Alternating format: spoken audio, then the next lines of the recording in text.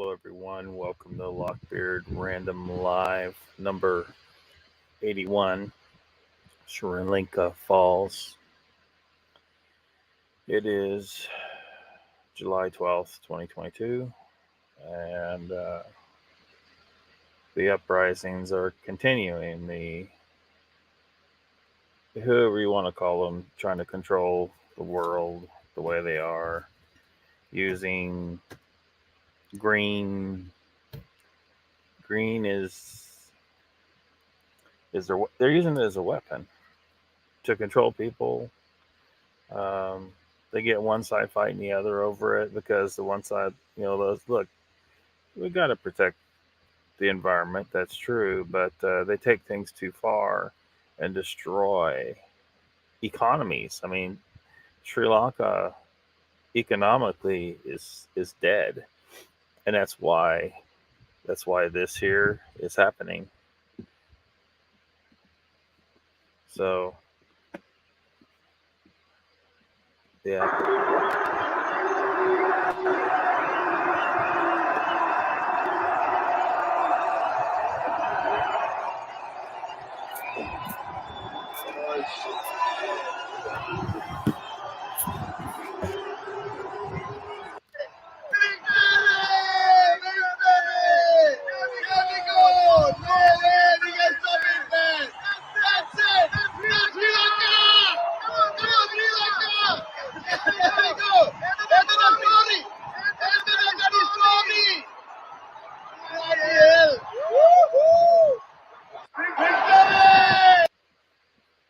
Yeah.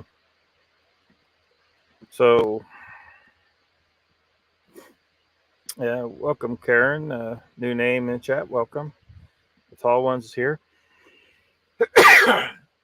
Oh, dang. He says the first domino has fallen. Yeah. Yeah. It's and it's gonna keep on. Like the farmer protest we talked about in the Netherlands the other day. I mean, these protests are going on in other countries now, and it's going to keep accelerating. Icon says that's a lot of pissed off mofo. Solido Achaeos. Hello, chat. Yeah. I don't even know exactly the numbers. Maybe the numbers are in this article here. Let me see here.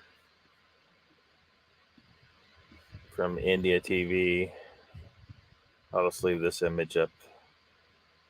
The president fled, just before they went in the house. Apparently, they were able to keep him back until they got him to safety.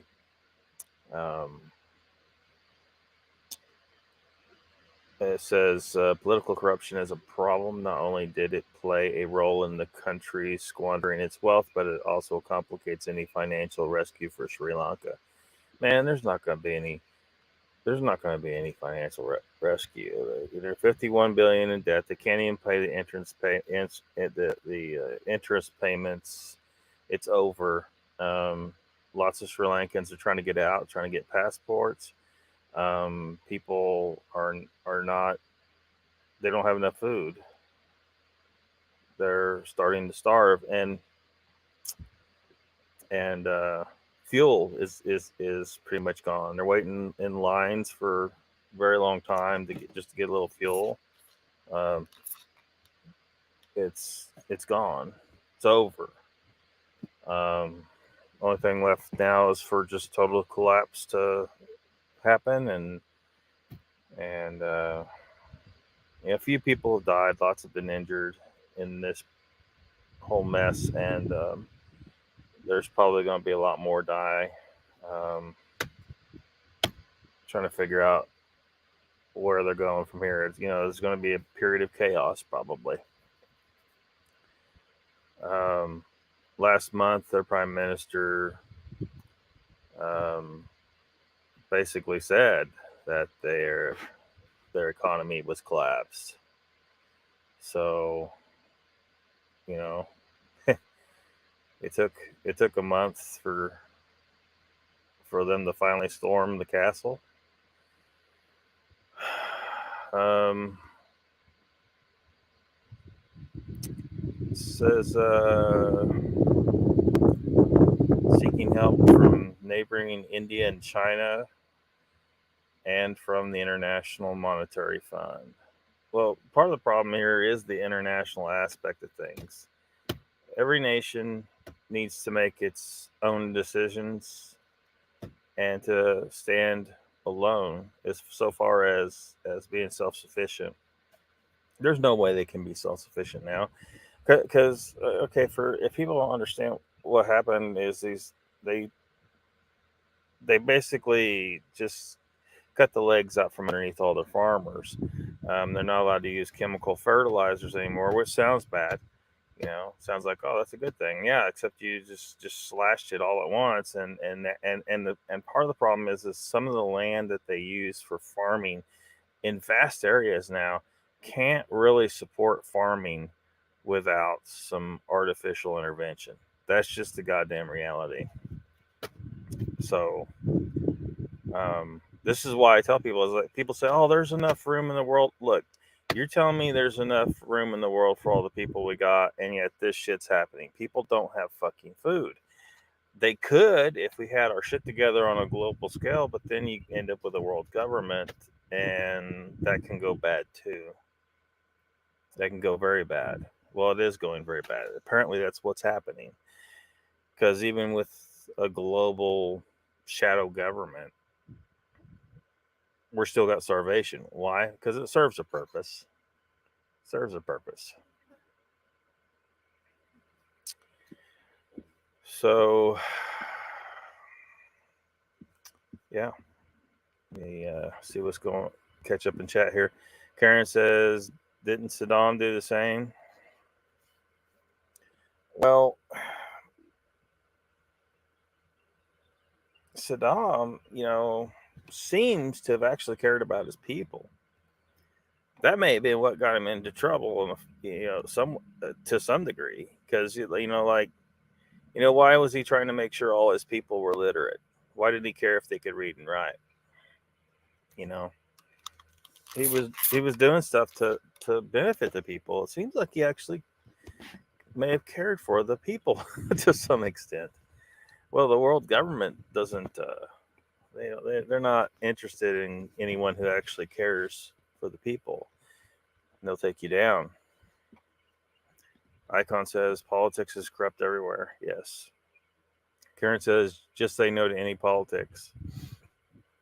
Well, the problem is you're going to end up with some kind of politics no matter what you do. Because reality is if you have no government, then you're just going to have chaos and anarchy, and then you're going to end up with fledgling politics and regimes in the forms of local warlords and stuff like that who are going to kill and maim and rape and do all kinds of things, enslave until things settle down and grow into governments that are strong and promise to protect the people, and the people demand it and fight for it, and it's all a big cycle. I think there's a way to end the cycle, but it requires human beings actually like utilizing their intellect enough to realize the stuff I've been trying to tell them is the only way to end the cycle is to embrace monarchy properly. But they'll always be ready to off their ass if they step out of the line and become some tyrant king or some shit like that. And there needs to be some legal recourse, for that. Like there's certain rules. Like there's only so much you could do. Like you can't exterminate an entire family, an entire noble family. What you can, you can take out the offending monarch, um, and then his son, assumes the office with a fresh perspective on things. Now, hopefully, the rest of the nobility prevents the problem in the first place. Actually, it's funny. This is something that was kind of addressed on Joe's show the other day. He was talking about this forget the lady's name now. Anyway, she was nobility, and she thought she could do whatever she wanted. And she was torturing and killing people, and they kind of let her get away with it until she went too far and started killing other nobles. That's where that your nobility has failed, because when they should have stepped in before and protected the people, but they only stepped in to protect their own, because she's it yeah, yeah. So you're supposed to protect the people. That's what you're there for. Otherwise, they don't fucking need you. Monarchs. The tall one says countries like theirs are targeted to exploit them. Yeah. Oh yeah. Sandra Piper's here. Welcome. And welcome to Icon, if I didn't say so already. As I sit here debating the ballot for state governor, I realize that I'm tired of eating shit sandwiches with my choice of bread. Yeah. Yeah. I mean, there needs to be, a vote, an option, none of the above. And if the majority of the people, or if the none of the above vote gets the majority vote, then the parties need to go back to the drawing board. They need to, recognize they got their candidates are out. They're out. They're those candidates got to fucking go. And if you keep sending the candidates back until they send you back something that isn't a shit sandwich, maybe they'll be forced to act right. But until, like, I think that's the way we can do it. If we demand the vote for none of the above in all elections, then we could possibly bitch slap these dumb fucks. But they'll still cheat the numbers, just like last election. They cheated the numbers. They totally cheated. The left may deny it, but they cheated. But they've always cheated. So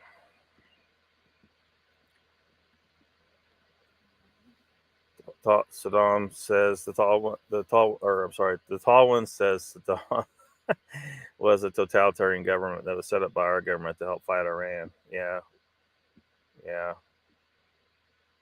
We have our fingers in so much shit. I just got a feeling that he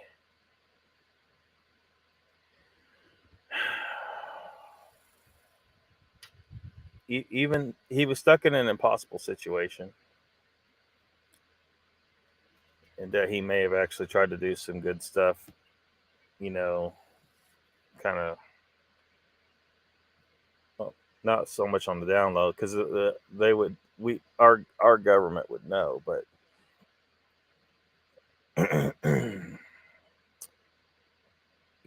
so you just got you got to work with the system, right? It's just kind of,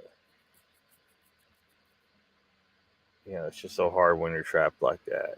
He was trapped. He was doomed and trapped. Uh, Daily Dan says greetings from South Carolina. Hopefully everybody saw the first of your live streams. Uh, wee hours on Saturday morning, 1 a.m. Eastern time. Oh, that's what I need to do. I need to fix that time. I got the wrong time. Got the wrong time on the guide. All bow before your king. Behold the beard knowledge and all his glory. Let's see. How high am I? I don't know. How high are you? Papa Craig says, "Uh-oh, did someone just knock over a domino?" Yeah, I think so. Toasted. Be right back making dinner. I'm about to eat at 6:30 Eastern. I'll be listening. Welcome, Papa Craig. Dan says we should fire everyone in Washington, both crap parties, and start over. Yeah. The offer's still on the table, though. The Eternus Empire will take over administration of the United States and fix, well, may not be able to fix everything. There might be some shit that's just going to be fucked no matter what you do. Certainly would try. Certainly would try. As the thumbnail indicates, Sri Lanka, you've toppled your government, basically. The empire is here. Just saying.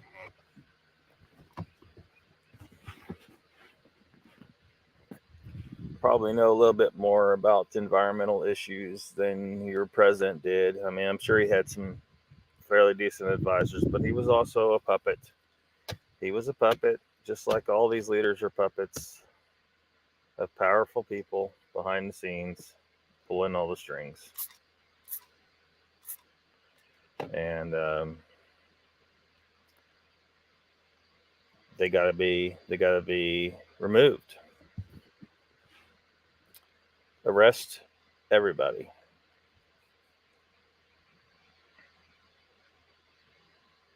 Life. They violated the rights of people to such a great extent. They all need to be in a cell for life. I don't advocate killing anybody. I understand. I mean, that's what the founding fathers did of the United States. Thomas Jefferson's quote, "The tree of liberty must be refreshed from time to time with the blood of patriots and tyrants."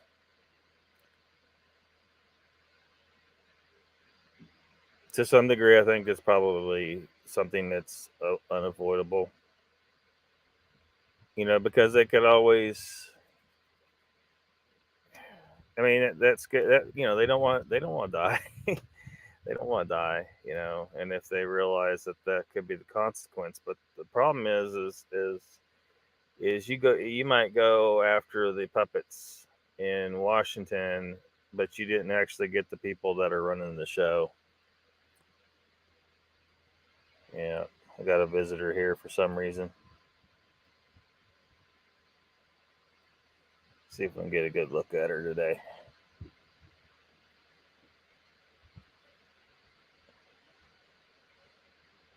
Honeybees are your friend.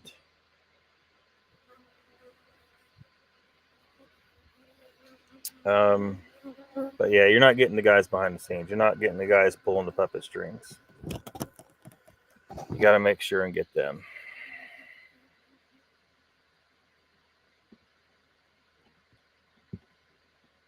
David Dan says, really, Saturday night, right after Saturday Night Live.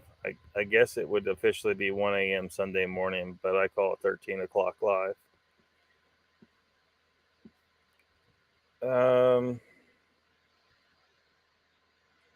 Was it? Because I looked at the date of the video, and it was could have swore it was Saturday morning at 1 a.m. Or was it just that one? The rest of them are going to be Sunday mornings.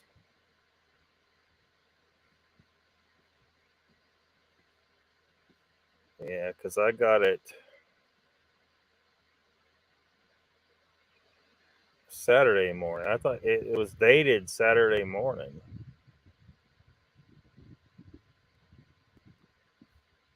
So I don't know if you just did it that day this time.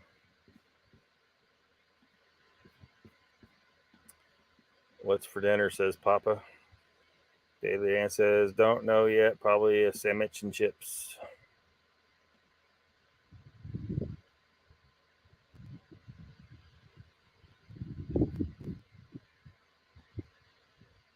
Who? Well, nobody. Nobody. I mean, we're getting some changes in leadership in the world. That's for sure.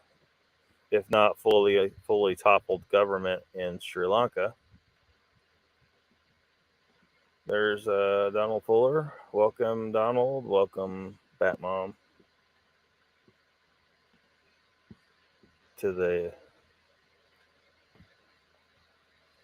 perhaps the end of the New World Order. We shall see. They'll probably play it where it looks like they were defeated, but they really weren't. But there's only one way to make sure.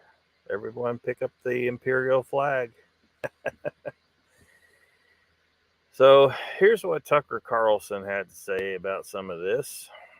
One of the great weaknesses of American institutions is they have a habit of falling for the world's dumbest fads. Remember the self-esteem trend in American education? Wall Street is even susceptible to this. ESG is the latest fad on Wall Street. Now, ESG has no real definition, but in effect, it requires companies and countries to shut down their most productive sectors in the name of climate change and equity. So because of ESG, Germany is now rationing electricity. Because of ESG, farmers are in revolt in the Netherlands. But the saddest victim of ESG is Sri Lanka. Once a prosperous country right off the southern coast of India, Sri Lanka has collapsed. Inflation is over 50%. Food prices are up more than 80%. This week, Sri Lanka's president and prime minister had to flee the country. Citizens stormed their residences, went through their sock drawers and swam in their swimming pools. It was just a few years ago that the World Economic Forum published an article entitled, I'm quoting, "This is how we will make Sri Lanka rich by 2025. Weirdly, if you search that article online tonight, it's been deleted. Oh, weird. Covering your tracks, but not very well. So how did this happen? Well, in April of 2021, Sri Lanka's leaders banned chemical fertilizers. Now, 90% of the country's farms used chemical fertilizers. So what happened next? A third of Sri Lanka's farms shut down completely. Now, what happens when farms shut down? Quiz. Well, people starve. This is what the largest city in Sri Lanka, Colombo, looked like this week.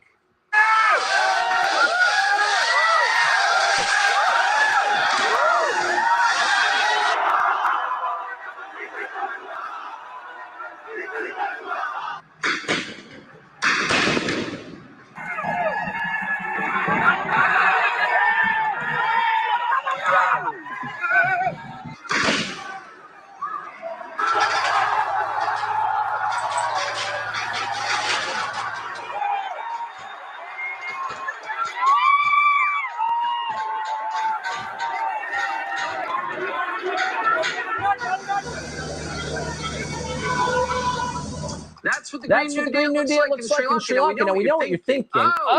So pampered lifestyle liberals in the United States just destroyed something else. They did to Sri Lanka what busing did to American education. Just absolutely wrecked it and then walked away like it never happened. So that's the downside. People's lives were destroyed. It's happened a lot. But here's the good news. Sri Lanka has a virtually perfect ESG score. Sri Lanka scores 98.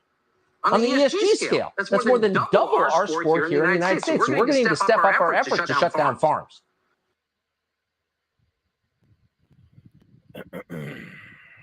Yep. It's just ridiculousness. They take things way too far. ESG is environmental, social, and corporate governance. Just a bunch of more bullshit.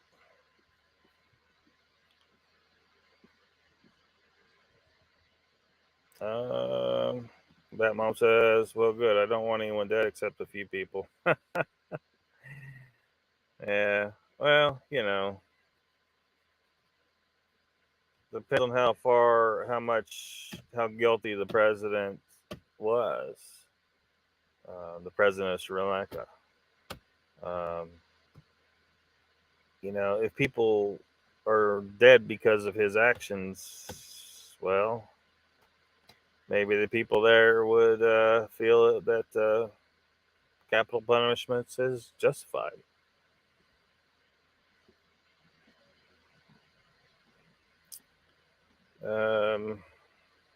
Papa Craig says, I'm buying a van and moving down by the river. It's not a bad way to go. It's a lot cheaper. You're mobile. Just make sure you can get to good ports, places to drop anchor, where you can, get hookups and stuff like that you need and whatnot. But beyond that,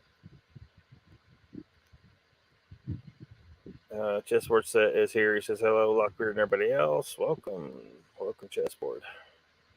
Suzanne's here. She says, well, what up, everyone?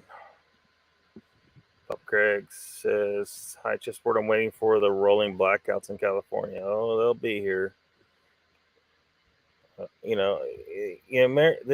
They're trying really hard to turn America into a complete cluster, but the American resilience is proving hard for them to really push over the edge.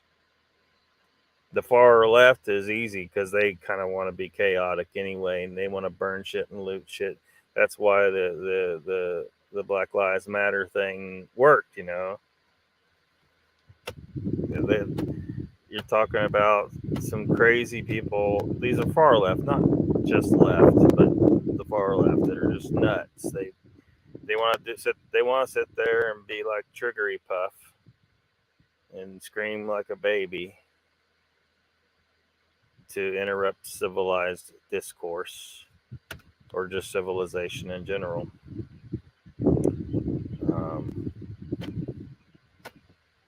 They have no concept of honor. So, yeah. So but the right, like they try to. Well, actually, this clip I'm going to show from Alex Jones, he kind of talks about that, about how, because there's a double standard, right? If the right does something, they'll call it an insurrection, but then, if somebody else does it, if the left does it, it's a fiery but mostly peaceful protest. But it's just weird, It's just weird because right now, like Sri Lanka, this is kind of an anti-environmental, revolt that has taken place.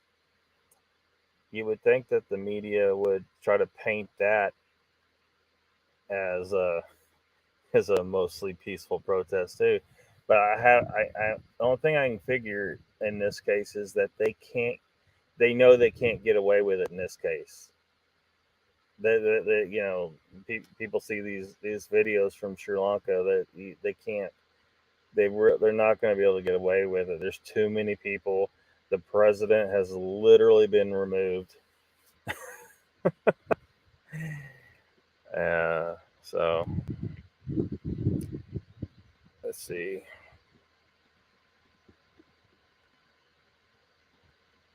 If there was, I haven't heard about it. But at this point, it's all on the table, right? There seems to be a lot of people pushing back against, New World Order bullshit. And, a lot of people thought that this was all conspiracy before, but we've actually, had our politicians, use that phrase. So, and like, Great Reset, they actually are using these phrases. So, how much of a conspiracy theory, a false conspiracy theory is it, right? I don't know. Chessport says Papa Craig just read BMW will be charging $18 a month for heated seats. $18 a month? Well, why would you want heated seats? I had a vehicle with heated seats in it before, and I never used it. Now, my passenger did. And luckily, you could turn on just that seat because I don't want anything to do with no damn heated seats. Bunch of bullshit right there. Now, air conditioned seats, where the hell are those? That's what I want. I don't want no damn heated seat. I'm hot enough as it is, especially if I eat some carbs. I eat some carbs, I'm burning up. generating way too much heat. Sometimes even in the wintertime. Was there a bad echo with the video? I don't know why I'm getting echoes. Am I getting echoes on all the videos or just some of them? Or I'm gonna try muting myself when I play this next video. So let's see if there's an echo for it. Yeah, the video. Bubba Crick says I thought that protest was mostly fiery. Heated seats make me feel like I peed. Yeah. I don't need to. I don't need to roast myself. Nikki says, haha, I love my heated seats in the winter. Maybe it's a woman thing. I'm going to get accused of being antiquated again.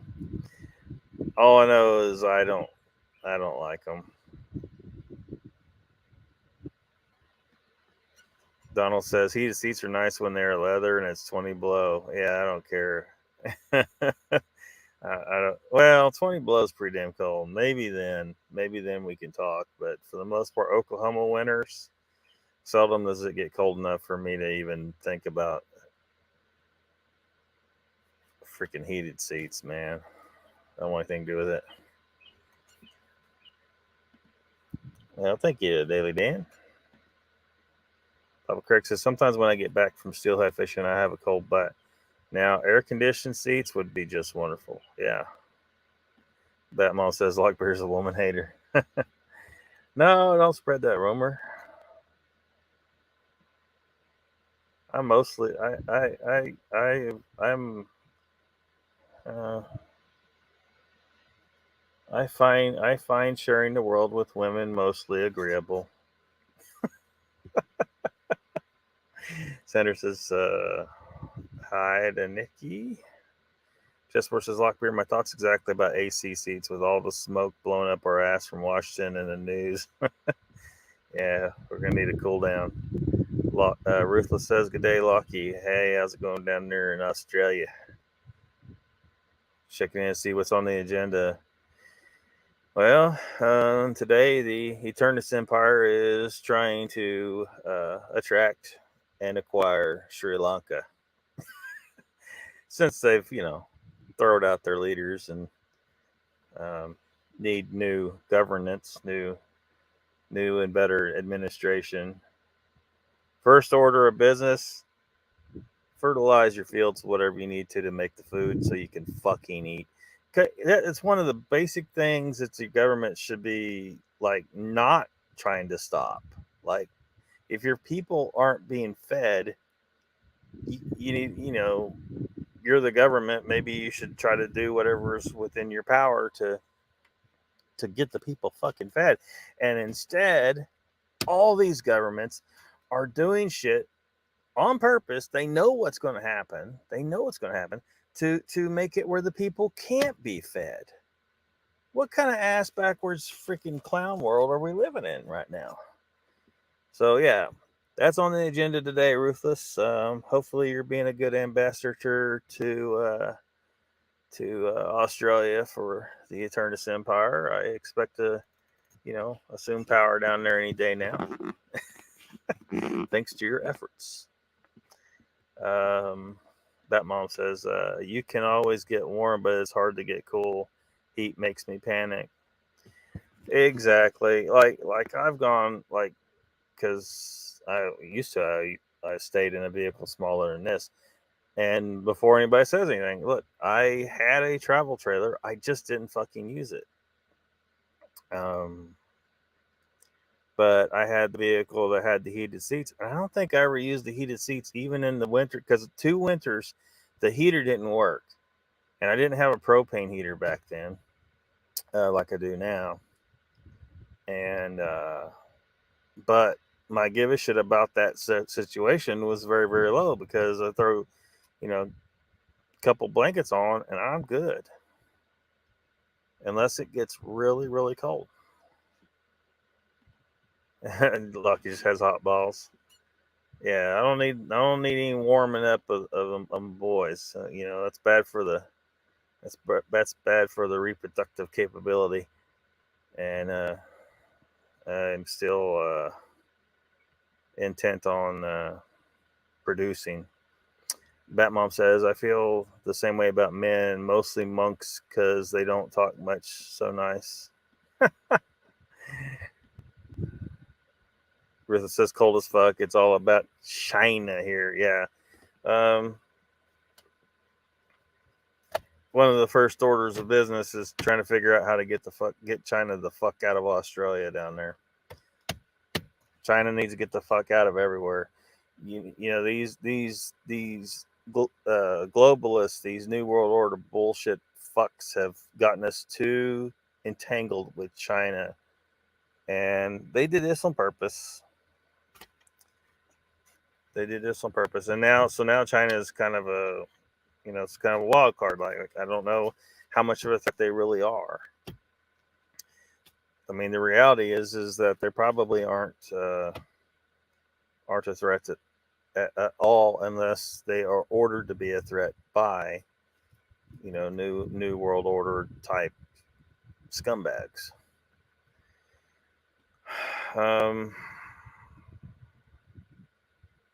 So how badly are these guys want to maintain their power though? If the people start rising up in country after country and throwing them the fuck out, are they going to use the countries they still control to launch military attacks on the others to subjugate them? Are they going to fire nukes? That's the question. How much will they make? How much are they willing to watch the world burn if they can't control it? Papa says, true about Mom, you can pile on the clothes, but you can only take off so much. Batmom says, Nikki, I have hot tits. Indeed. Batmom says, Lockbeard, I think, is hot-headed too, Nikki. Well, I don't know how hot-headed I am. Batmom says, Ruthless isn't Australian. He's from Washington. He's just fakes his accent. Does he now?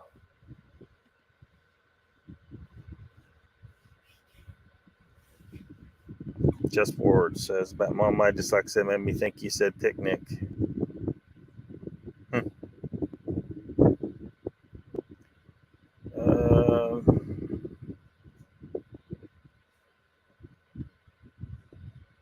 Let's see. Is Chessboard hungry? Just had a steak. Rizzo says it was kind of obvious subcontinent issues would boil over. Yeah. Yeah. Shit's going to boil over everywhere, I guess. Yes, get the fuck out of Australia. Yeah. You'd think that your average person wouldn't want anything to do with Australia with all the deadly animals down there.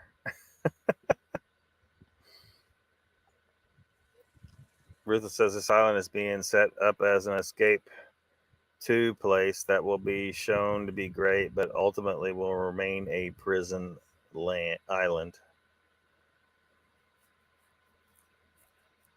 So you think they want to use that because it'd be pretty, as isolated as it is, and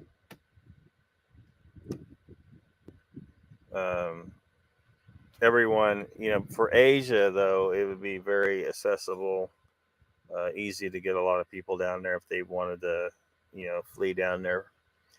But that needs to be prevented.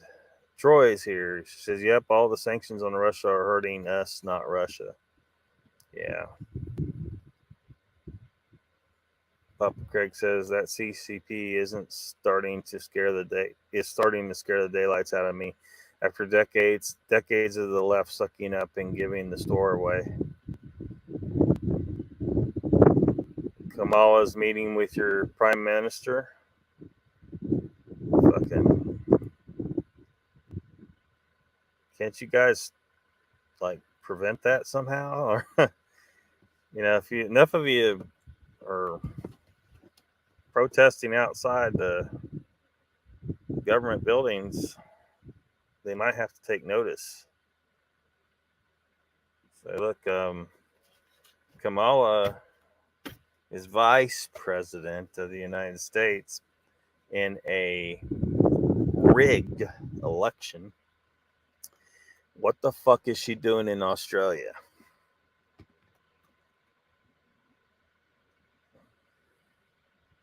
Dexlia for dyslexia was a shortcut. Sad thing is, I knew what you meant.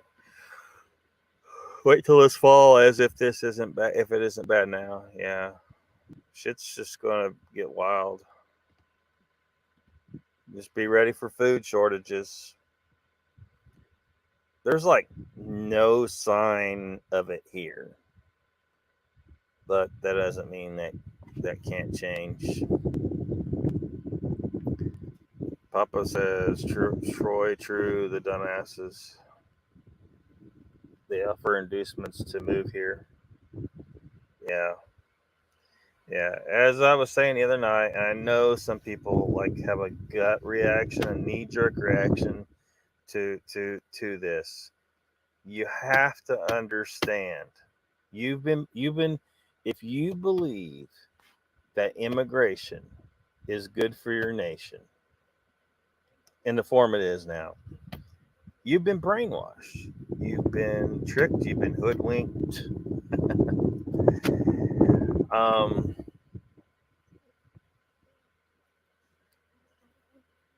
if you can't control who comes in your nation, you lose your nation. Ask all the the Native American tribes. Ask them. I mean, no one was alive at the time.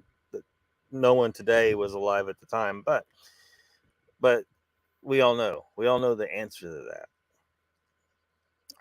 So people say, well, are you afraid of immigrants? This is a nation of immigrants. Yeah. And how did that work out for the Native Americans? Not too well. And it's not going to work out too well for us either. So regardless of the fact that whatever the history was, the fact is we're here now. Do we want to stay here, or do we want to risk what's going to happen? Because if enough of these people come in, and many of them have stated they have violent intent towards us, they're going to start killing us. So I'm warning you, I'm telling you, shit's going to go wrong. And we have a goddamn right to maintain our nations. We're here, and we need to lock down these borders tight. We need to kick out everyone that doesn't fucking belong here. I'm sorry for whatever plight you have in your nation. If you don't like it, change your fucking nation. Do something about it. Don't just run out. See, the problem with this is the people that are most capable, the more intelligent people, the people with the most drive, the people willing to take the biggest risk they all are the ones that leave. The ones that get left behind are the ones that, look, all people are not created equal. Some people just have less ability than others. So you end up with the best and the brightest leave to these other countries that'll let them come and leave behind their fellow countrymen to become slaves, to live in totalitarian regimes with no hope of getting out, because all the best people that had the ability to lead better, to had the intelligence, they all left. That's not good for that country. You think you're doing these people a favor, you're not. You're the ones you're letting in, you are, but the ones they left behind in their nation are getting fucked and shafted, and they're I don't know how much we want to get into that tonight. Papa Craig says, "Ruthless, your prime minister will get some chuckles out of the moron gobbledygook." Ruthless says they're talking about strengthening military presence of U.S. here. Yeah, that needs to be an absolute fucking no. You do not want U.S. military down there. Are you a sovereign nation or not, Australia? Are you a sovereign nation or not? If you're not, why join the U.S.? Hey, join the empire. Do our own thing. See how far we can get with it. Ruthless says, Papa, the new prime minister is a fuckwit. Stock up a little bit at a time now. Yeah. Papa Craig says, Ruthless, maybe they're having an affair. Well, it's how she rolls. She'll suck anything. Ruthless says, Imran Khan was ousted because he wasn't with U.S. geopolitical rubbish. Chessport says, Papa Craig, do two morons understand one another? Maybe not. Prime Minister flies around on chartered flights. Has a girlfriend, huh? Papa Craig says, tough question, Chessport. You always come up with the hard ones. Ruthless says it's all about the islands north of here where China wants to annex. Yeah, that absolutely should not be allowed. China's too damn big as it is. Sharon Guy says, hello. You're telling the truth, Lockbeard. It's fixing to get really bad. Welcome to the chat, Sharon. Papa Craig says, tell her to watch out, Ruthless. I hear Kamala gives a great blowjob. She's had a lot of practice, apparently. She sucked her way to the top. Ruthless says, no, we are not. We are subject to the crown, ultimately. Well, then why are they even talking? Well, I mean, I know, look, why are they even talking to your prime minister then? You know what I mean? I know y'all created this weird division and making the crown more of a figurehead in ways, but I have a feeling that's only for the benefit of the people to think that. But yeah, y'all need to cut ties with Great Britain.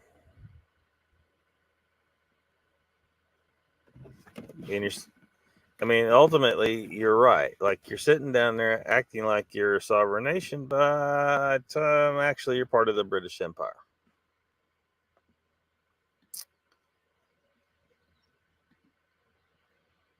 Ruthless says Pakistan is next to implode, methinks. Yep. India just waiting.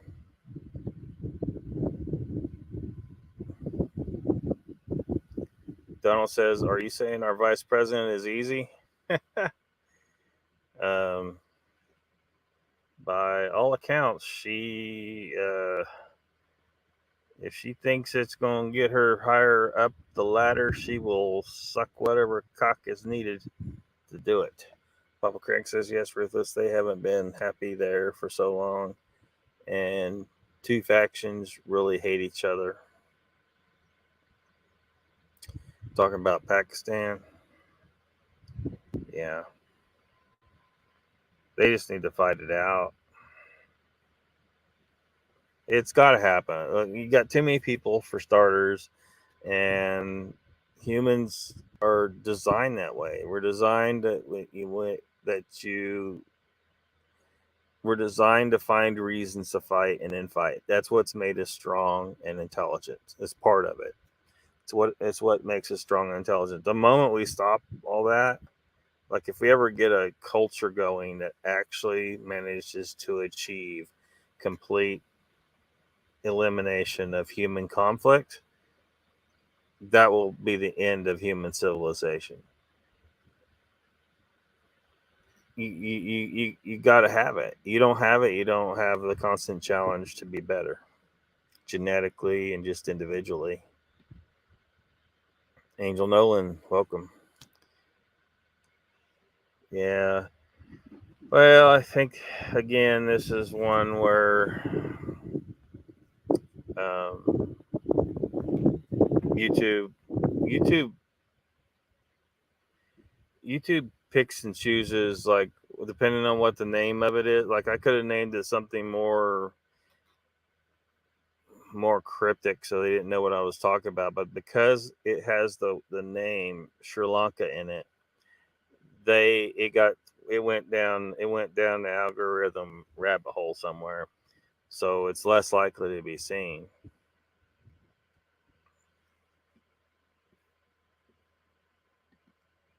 Ask Willie Brown. Seems like an East India Trading Company thing. Yeah. YouTube shadow bans. Yes, they do. Yes, they do. So let's see a little bit of what old Alex Jones has to say about this situation.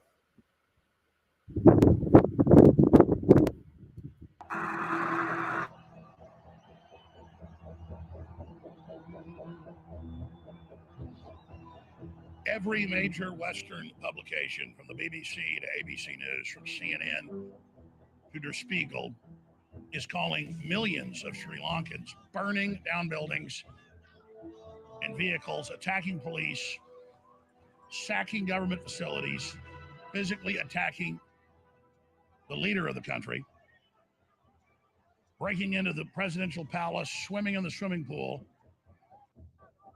They're calling this a protest. And I agree the government's corrupt, it's out of control. The people have a right under the Declaration of Independence, not just here but worldwide, to overthrow corrupt governments. We have that inalienable God-given right. That's what July 4th is all about. But we're hit by the paradox of when you have 1 million people peacefully demonstrating on January 6th, 2021, and a few hundred get let in by the police, and a few of them engage in some violence, and a few citizens get killed, not even 1/100th of what's happening in Sri Lanka or other places right now. And it is called the greatest insurrection, bigger than Pearl Harbor, bigger than 9/11. That, ladies and gentlemen,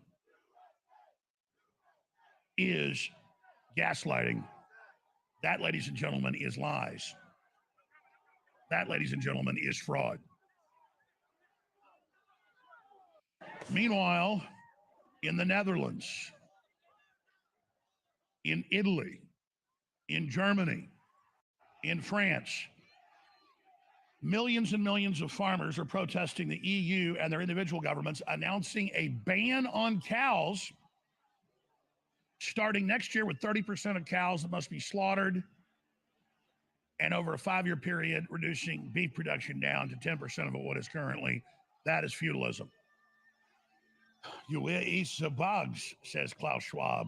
And I've got dozens of national TV shows from Australia, Europe, the UK, the US, and Canada, with Nicole Kidman, you name it, eating bugs and saying it's so delicious, you're not going to eat beef anymore. You're like, they can't make that happen. Yes, they can. Just like they said, no more plastic straws. Can you find plastic straws anywhere?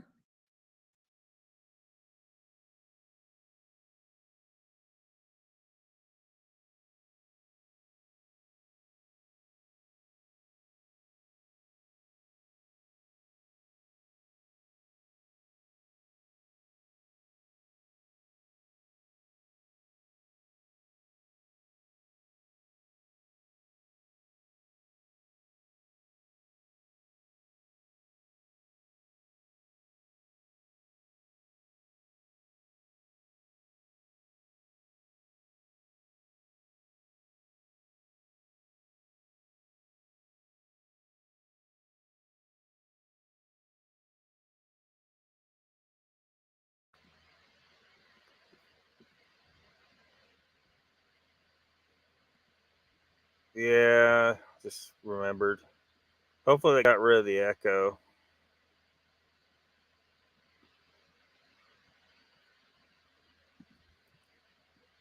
I don't know why. I don't know if I'm just having echo with Rumble or what.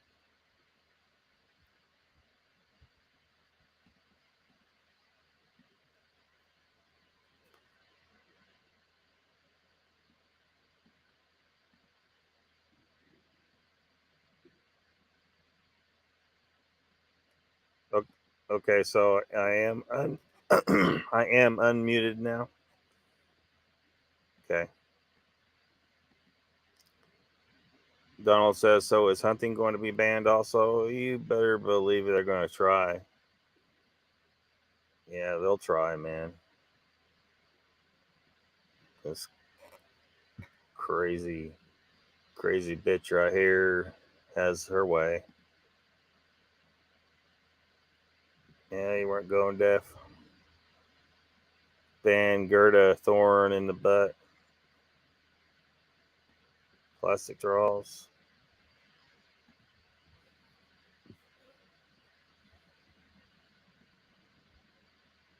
The Kidman vid is from 2018.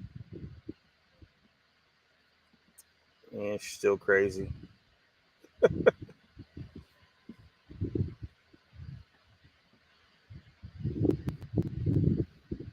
Yeah, they want to take away your right to eat, or your at least prevent you from getting ready access to plenty of meat.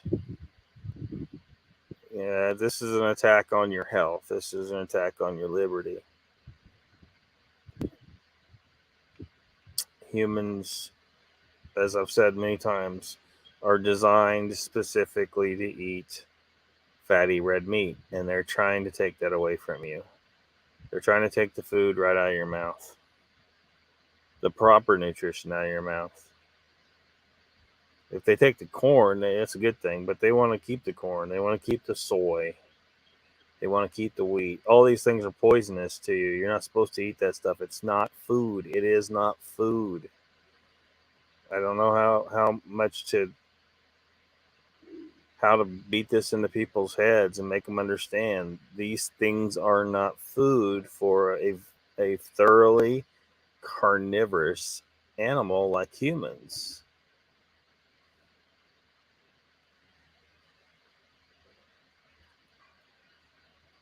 I mean, I don't know, like, just go search some stuff and try to learn about what I'm saying. Do yourself a favor. Do your health a favor.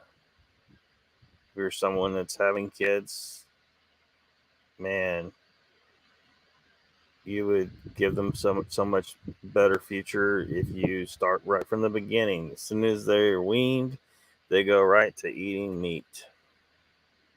Animal-based food only. No vegetables, no fruit. I mean, maybe you can give them a little fruit here and there. It's not gonna, as long as it's minimal.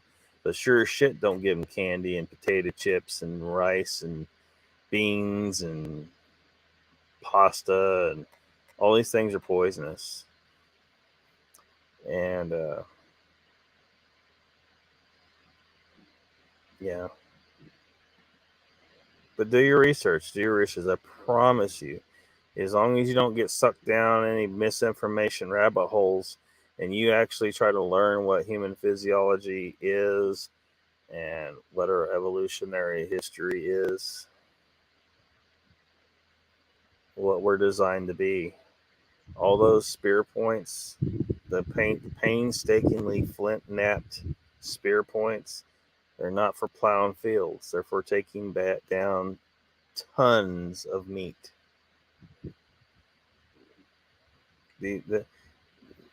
Before the agricultural revolution, there weren't fields of grain.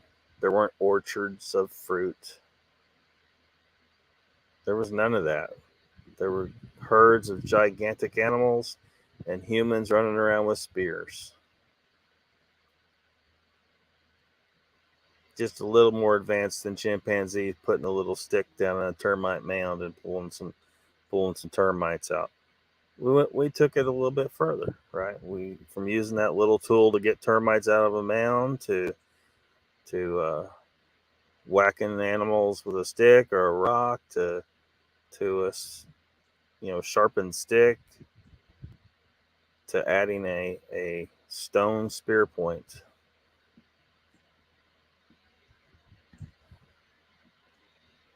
Tall as fuck.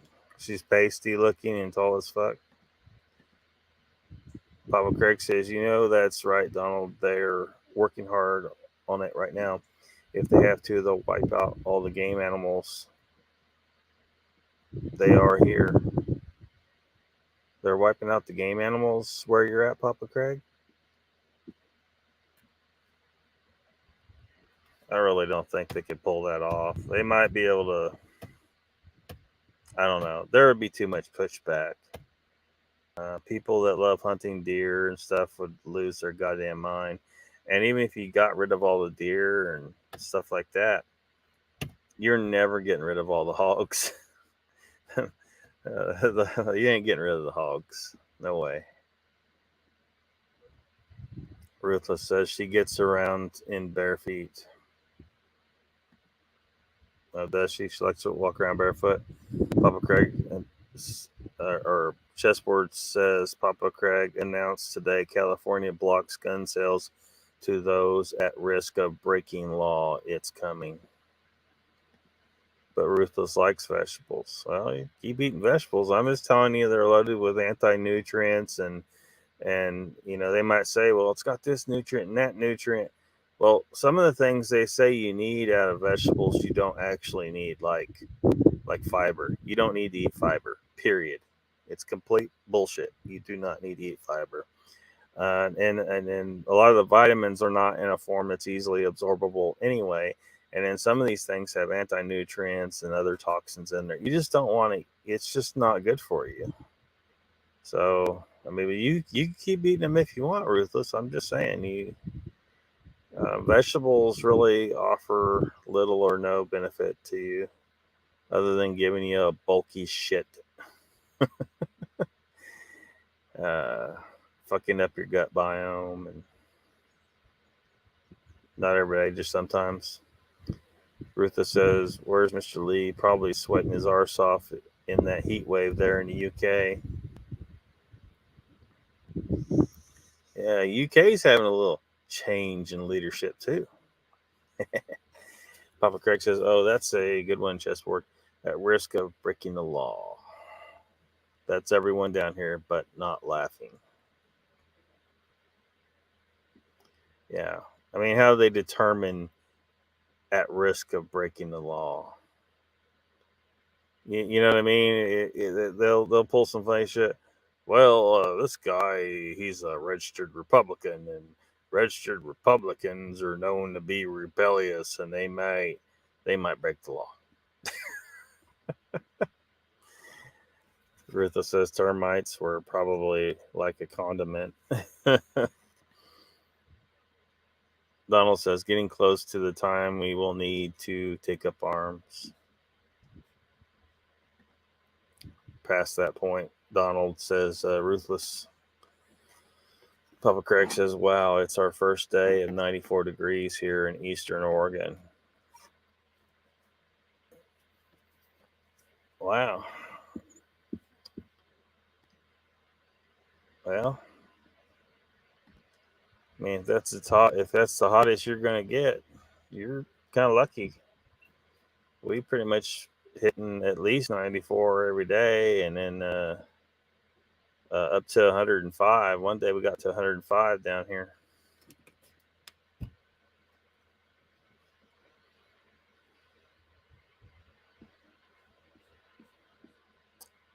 Dang old honeybees walking on my leg again.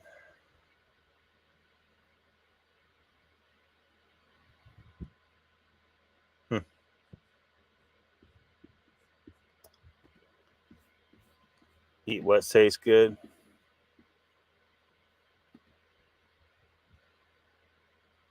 The risk is a huge blanket. Yes, it is. Papa Craig says, yeah, Lockbeard, all of our deer are almost gone. They close the season in some units here. They introduced wolves to an environment that really favored wolves. they let us overhunt them too. Well, you can have wolves. It's just, you know, I mean, some people like to hunt wolves. You know, just monitor the situation. And if things get out of control, you know, if the wolves get too numerous, you know, allow more hunting of the wolves.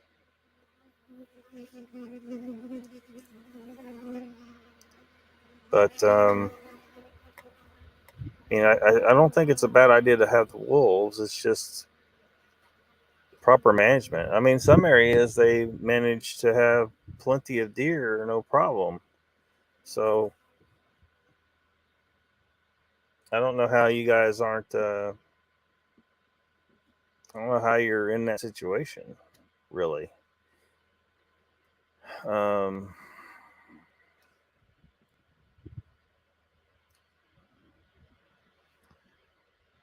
yeah, I just can't see how is that possible.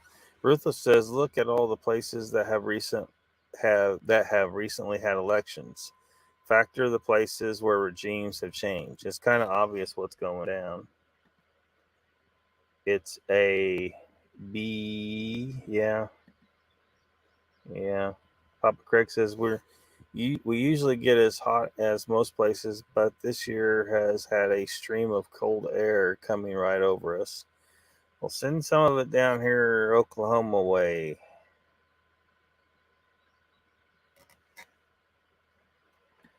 Ruthless says, oh, Varroa might on the move here even after they tried to contain it. Yeah, like I said the other day, you might slow them down a little bit, but you're not stopping them.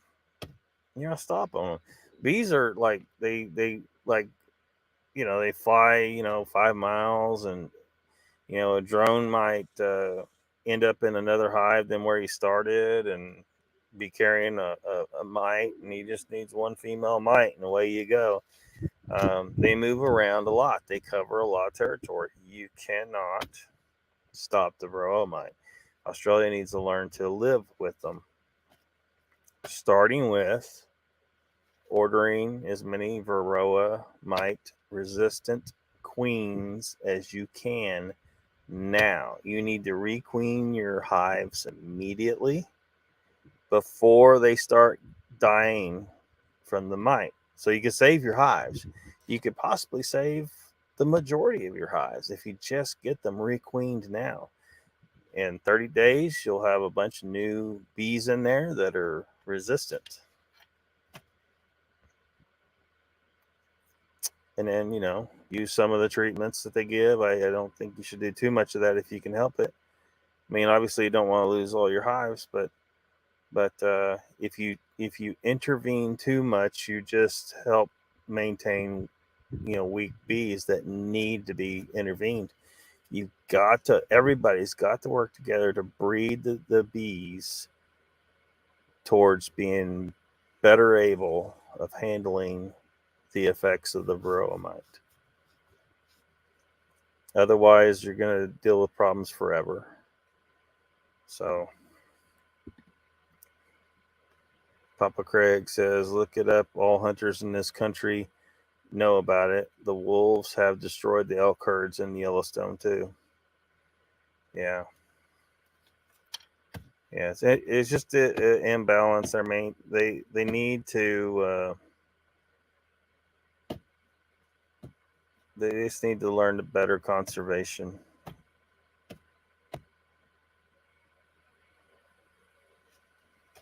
When you're hunting, because you got to think about, you know, there's a lot of human hunters here now hunting deer. That really wasn't the case before. And if you try to put the natural predator back into the equation, you now have a lot of hunting pressure on the deer. So hunting of wolves needs to be part of the conservation measure. You keep the wolves under control, monitor the wolves very well, Maybe even collar them all. I don't know. That'd be quite an effort and costly, but you might be able to do it. But something's out of balance, and you gotta. It has to be a lot of human factor there. Ruthless says there's a 2,200 kilometer frost blanket over 2 states. Currently here, it's fucking cold. Ain't that a bitch? Ain't that about a bitch?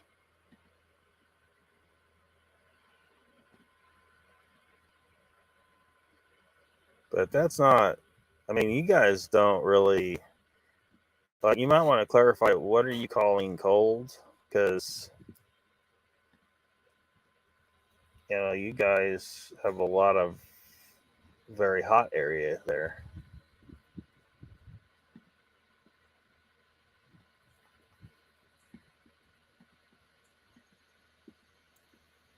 Let's see here.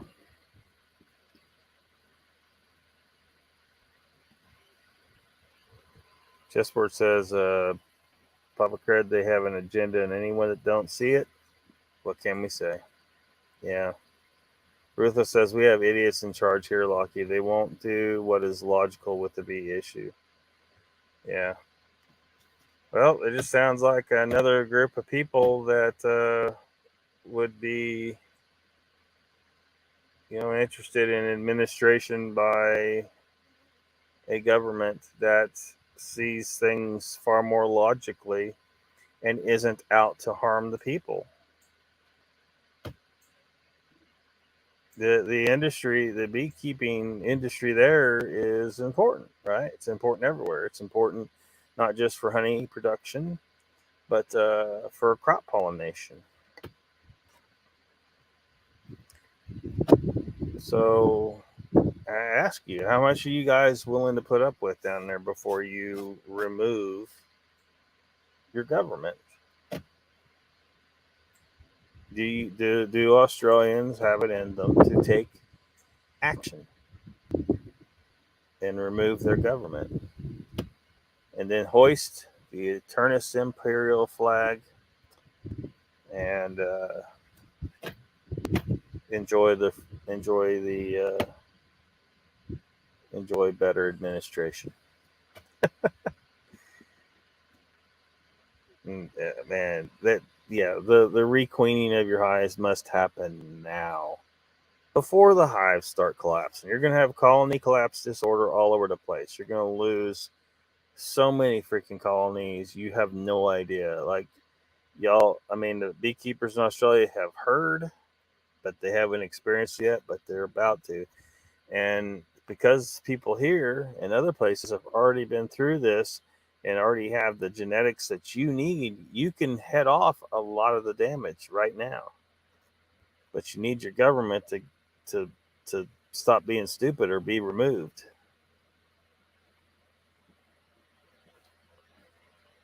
Donald says Vermont almost wiped out our whitetail population in the early 80s with doe permits for rifle season. They never took into consideration a lot of them permits. They never took what now?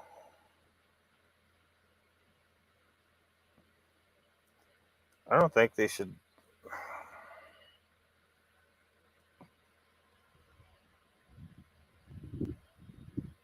Not sure exactly what you mean there, but yeah, it's, you don't want to take out too many of your does, that's for sure. Papa says, I don't have room to explain. We used to have wolves. Since they got wiped out by us, the land has changed. Logging roads they can travel fast on and bring the pups. Deer and elk have nowhere to go. Yeah, human impact changes everything. That's why I say, like, have wolves, but hunt them. There's people that want to hunt wolves. You can eat wolf. It's meat. Some people may just hunt them for trophy, but But if it makes anyone feel better about it, you need to cull the wolves so that the wolves don't eat too many of the prey. If humans are going to hunt the prey of the wolf, they need to hunt the wolf too. That's what I'm saying. And then constantly monitor everything and say, look, the wolves are getting a little too numerous, and maybe in time you figure out where there's a balance. What's the balance? Because you know how many elk and deer that the human hunters are taking out for the most part. Some people do stuff on the down low, but for the most part, you kind of know what the numbers are, and then you're monitoring how many of these animals you have out there. Biologists do this, and then you figure out, okay, like we got we got 5,000 wolves out there, and we got I don't know how many elk you have, but say you had 100,000, and you determine whatever numbers the humans are hunting. You're gonna say, look, you can't. If you have 5,000 wolves out there with 100,000 elk, you're going to end up with too many. You're going to end up the population numbers are going to fall instead of remaining in a balance. So you know that you need to kill some wolves. It's just going to be a constant juggling act. If you leave it up to nature while you're intervening in nature by hunting the elk, you're always going to end up fucking it up. You have to monitor everything, and and change what kind of how many people can take and stuff like that. Obviously, do that, but it's just got to be a constant. I don't know how they're fucking this up. It's totally doable. I don't know how they're fucking it up unless they're just incompetent.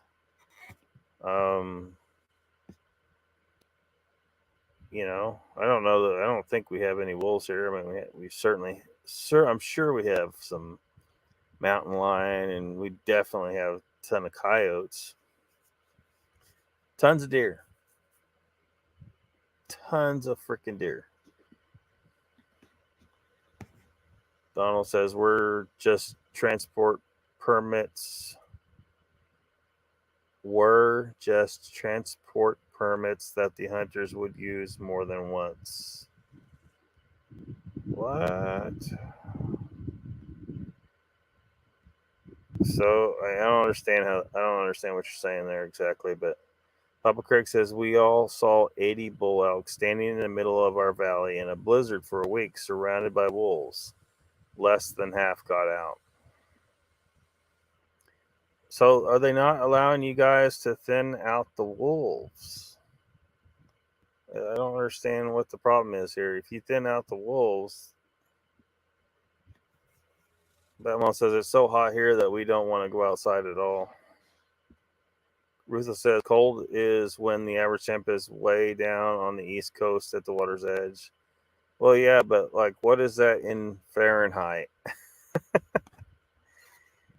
What is that in Fahrenheit? Just where it says Papa Craig and the giant sequoia is under attack by fire.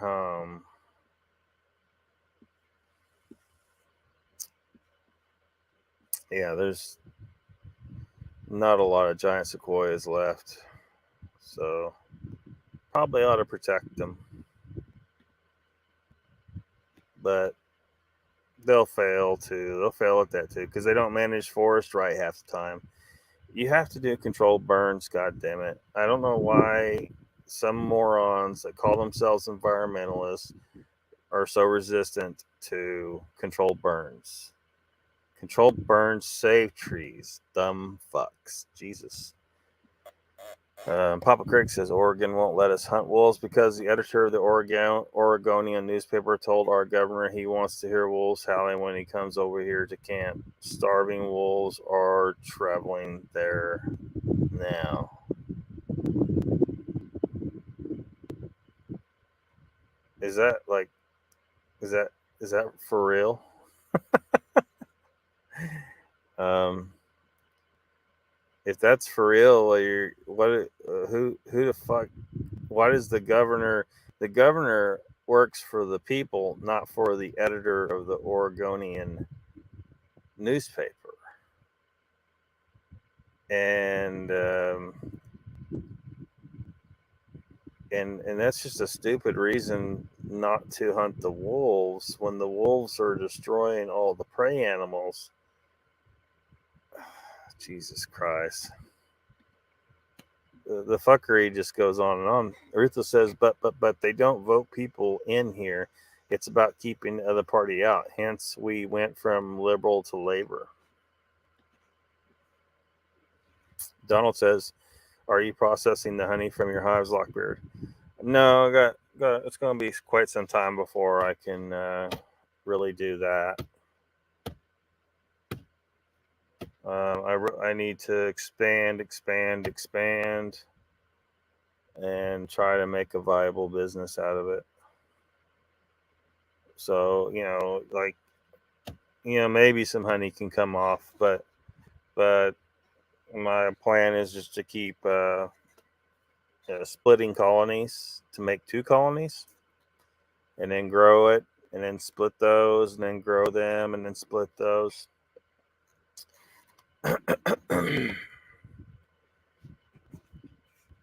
So the less you take away from them, the more growth you can get, right? But maybe one of these days. Ruthless says Central Australia is getting below 0.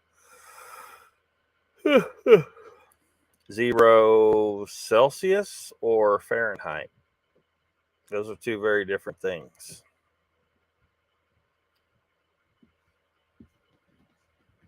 Because I think you guys normally talk Celsius, which means it's 32 degrees Fahrenheit, which is not that cold. Maybe it is to you guys. Maybe you guys feel like it's cold. It's not that cold. Papa Craig says, I don't think the giant sequoias can be killed by fire chessboard. That's how they got so old. Well, in a natural circumstance, that may be the case. Depends on how they've been managing those forests. Like the where was that? Anyway, it was in the 80s or whatever, where every time a fire started in the woods, they put it out. Well, because they did that, dead branches and dead material kept building up on the forest floor and wasn't getting cleaned out by fire like it would normally. Every time lightning hits, it would burn a fire and it would burn off the dead stuff on the forest floor and generally not kill the trees because the fire didn't get like very hot. There wasn't this raging bonfire going. It was just passing through pretty quickly and burning off the forest floor and not killing the trees. But because they kept putting out every damn fire because they were scared to death of forest fires, blah blah blah blah blah, that dead material built up to the point that when one day a fire started and they couldn't put the fucker out, there was just too much fuel on the ground and it burned so hot it actually killed all the trees.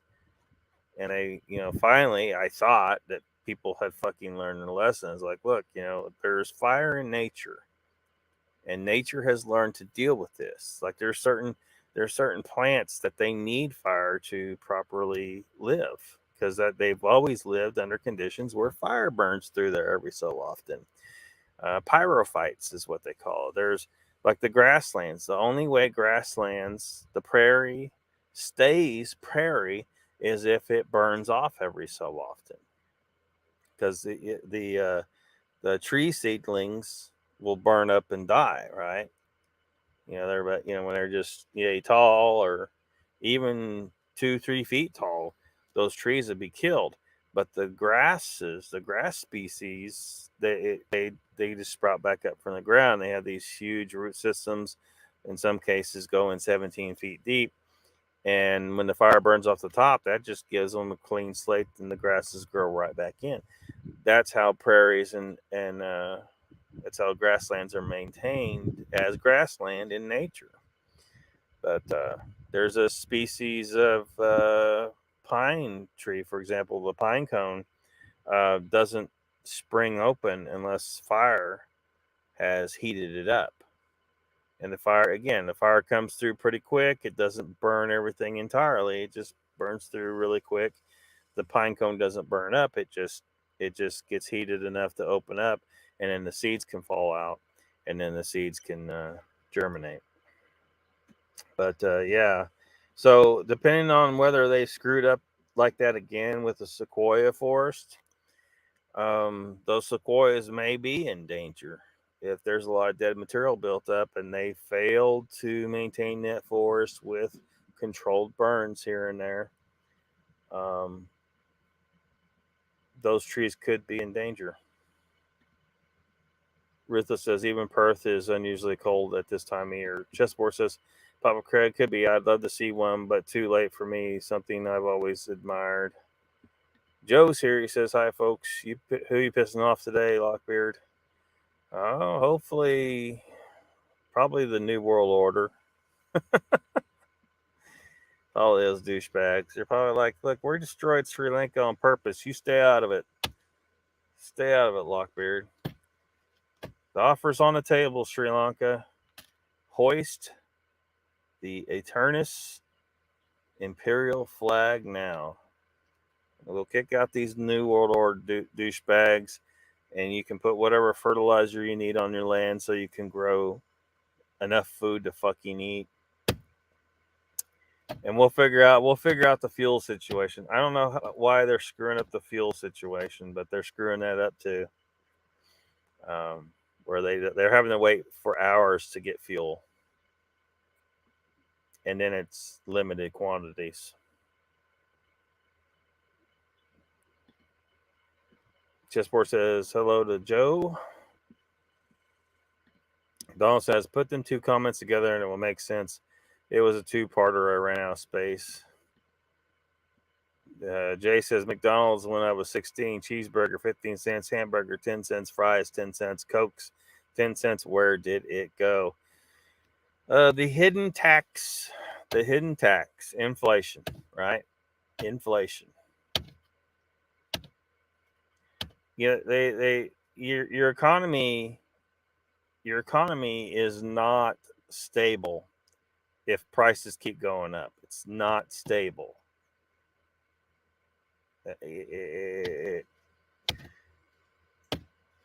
Prices would stay the same if it was. So, because the price is going, but see, people, they don't see like how they're getting screwed and how you're, where, like if you track, okay, I don't know, we'll do some really rough math here. So a cheeseburger is 15 cents, fries 10 cents, Cokes 10 cents. 45 cents. 45 cents is lunch, right? Let's say 50 cents. So 3 meals a day, you're probably $1.50. You eat 3 meals a day.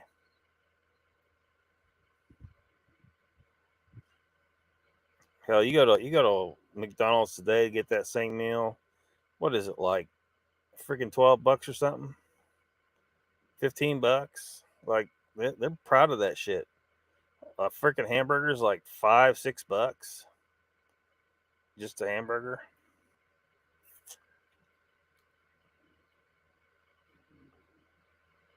I mean, it's damn near. Well, let's see. If you spend a $1.50 a day to eat back then, and today getting the same type of food, let's say it's just $10 for that meal, so $30 a day. $30 a day to eat kind of the same stuff. Well, $1.50 times 20 is $30, so it's 20 times the food costs 20 times more, right? It's just look, this ain't nothing official, just rough rough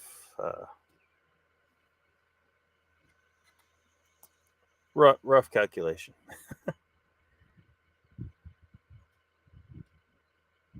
So today you're making, let's say you're making 30,000 a year. Back then that would mean you were making what, 1,500 a year?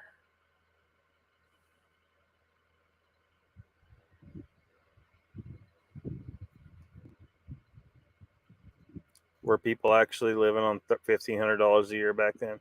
So it's the hidden tax, man. The cost of living rises faster than the wages do.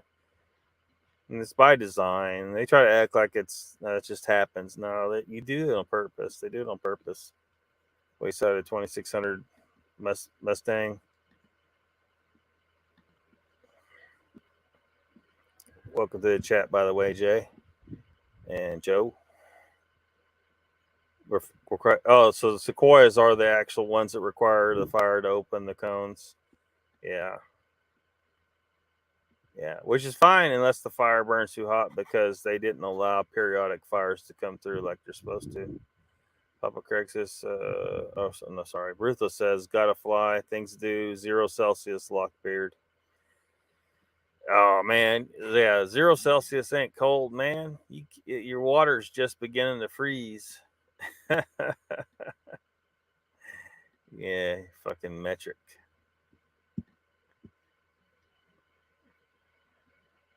Bigfoot investigation group. Oh, thanks for coming, Ruthless. You too.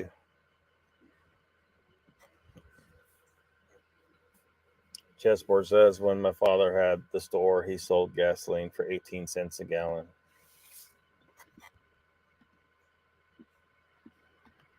Papa Craig says, forests where giant sequoias are still, it's in natural pristine state. But did they let fire come through? Or do controlled burns, one or the other? Donald, my man, says, Jay.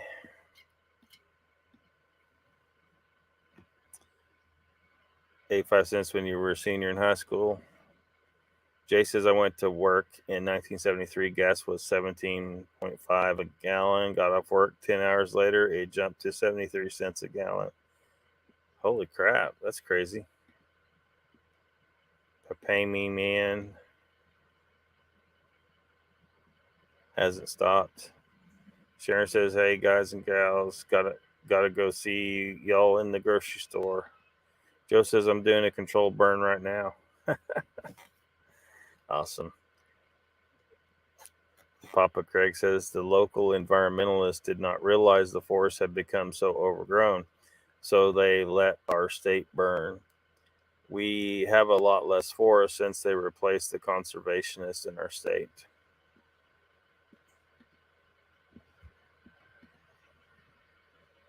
Let burn off everything. I don't think Joe's talking about burning off his land.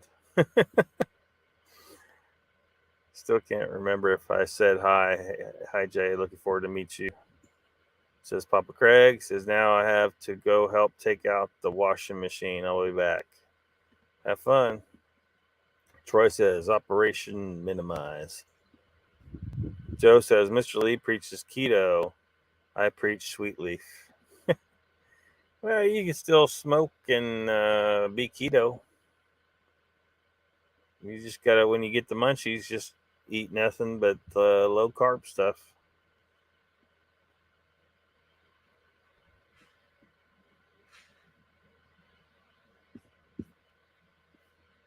Me too, Papa. We leave in 8 days, says Jay. Donald says, my father started at IBM in '67 for $80 a week salary. So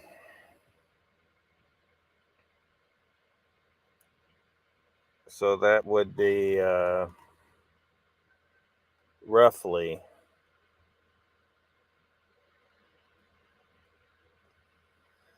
$4,000 a year. Is that correct?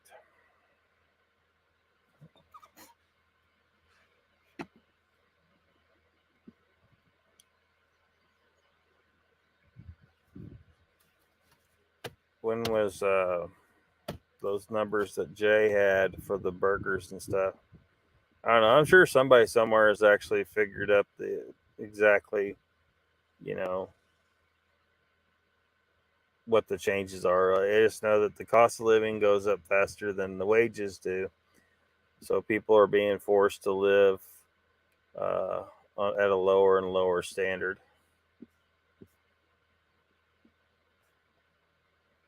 And then you end up with a bunch of people that are homeless, and all kinds of crazy shit happens.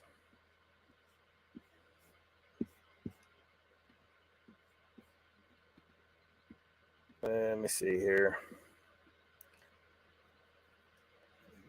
Try to pull up the Paranormal TV guide.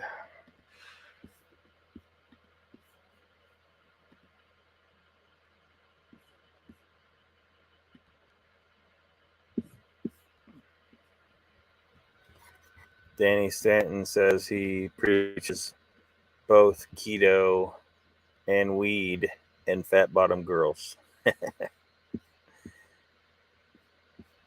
Yeah.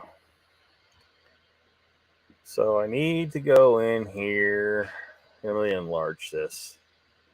You could supervise this. All right.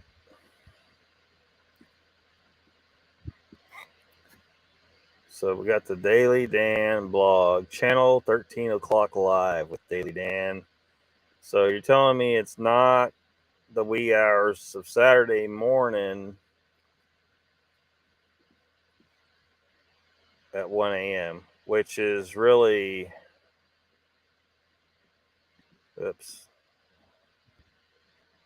which is really midnight Central Time. So I need to change it to midnight Central Time.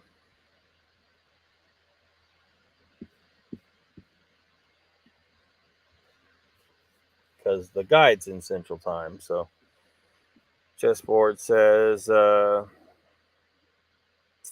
Fuller, when I went into service in 65, was making $78 a month. Old enough to remember when I was a kid, bread was 25 cents a loaf, eggs were 30 cents a dozen. Danny says, hey, Dot, don't laugh, fat bottom girls make the rock and world go round. So saith Daily Dan.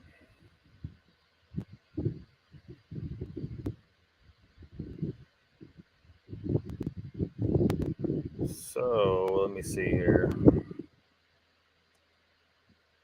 So we need to make sure we get this correct, I guess. So Daily Dan blog is not 1 a.m. Saturday morning. It's 1 a.m. Eastern time Sunday morning. So I'll fix that. You should have saw that disappear right before your eyes. Let me go back here and see. Yeah, there we go. So let me move this over to Sunday. There we go, Sunday.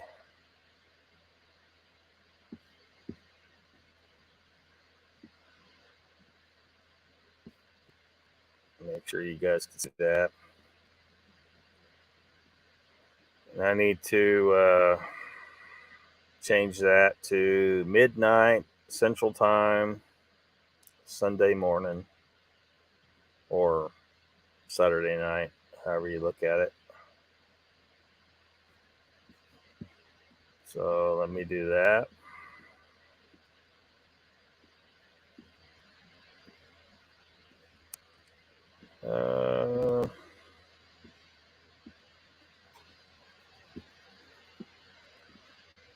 Just a second.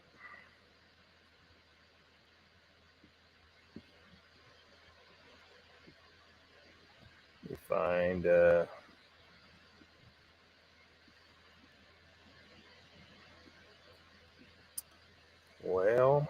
second.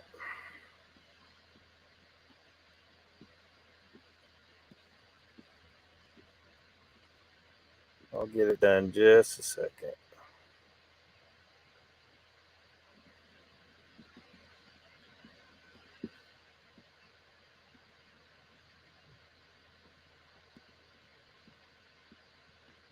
All right.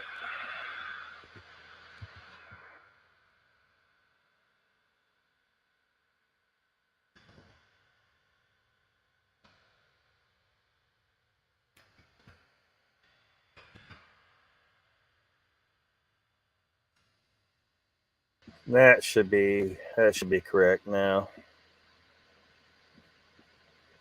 Donald says, I remember a glass bottle soda was 25 cents. Danny says, I remember the first pack of Marlboros cost me 69 cents. I bought when I was 13. Joe says, I also remember my dad paying 50 cents for a beer in the bar. Chessboard says, Donald Fuller, when I got out of the service in February 68, I started at Chrysler Assembly making $3.56 an hour. Thought I died and went to heaven. Danny says, I remember getting drunk and passing out on the pool table in the bar when I was 14. Fat Bob's Hillbilly Bar.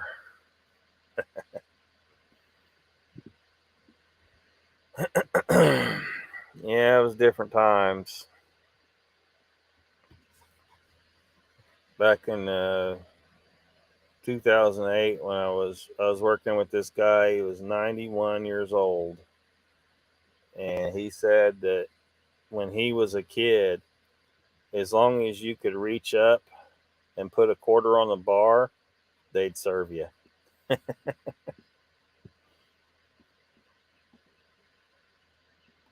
Papa Craig says, surprise, surprise, surprise. We have a big thunderstorm coming over the mountain and covering up the sun.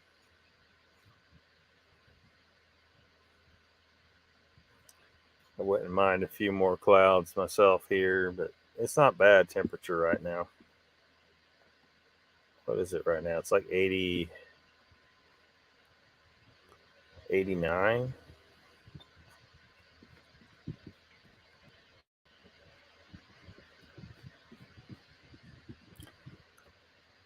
Chessboard says Danny Stanton in 65 Marble was the $1.60 a carton in the box.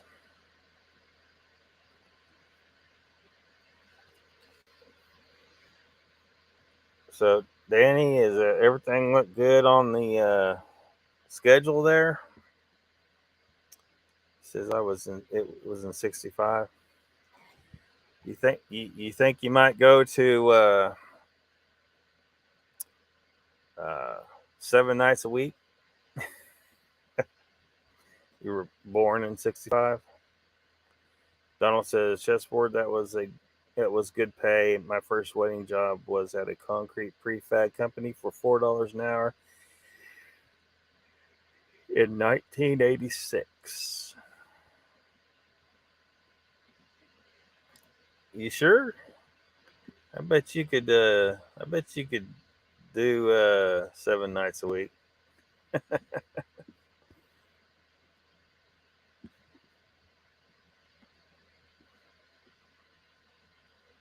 So I'm gonna shrink this down a little bit. Hopefully everybody can still see it well enough.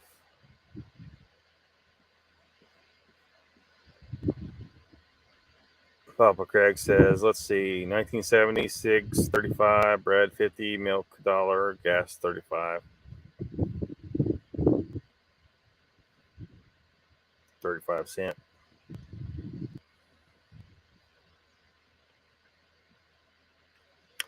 So it is Tuesday, and we're coming up on 7 o'clock.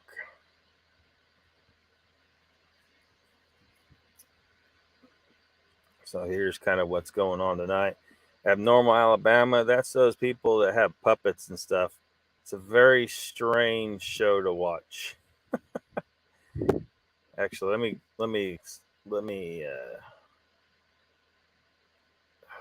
come Come on now. Is there not a custom on this thing?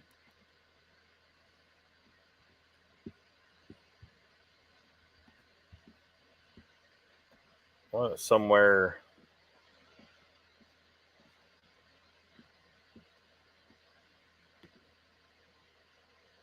Well, I'm having a hard time with this stupid thing.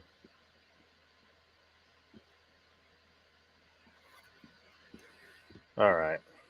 Well, we'll still what we got. On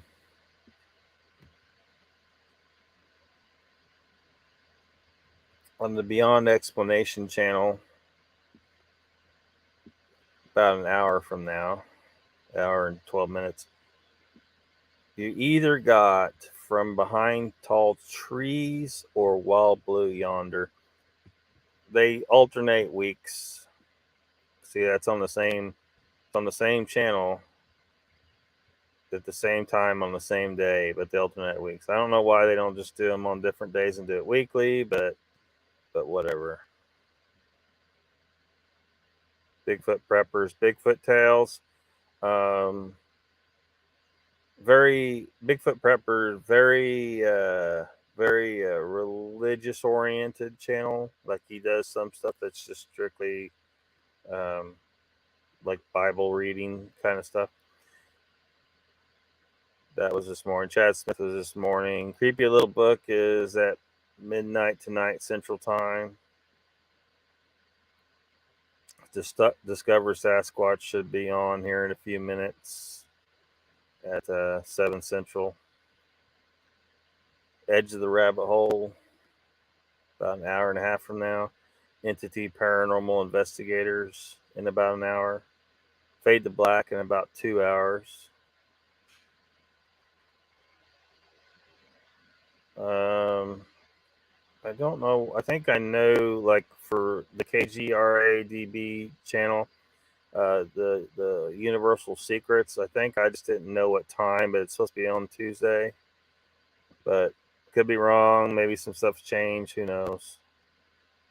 Of course, y'all know Mogion Monster Channel. WTF Live is on in about an hour.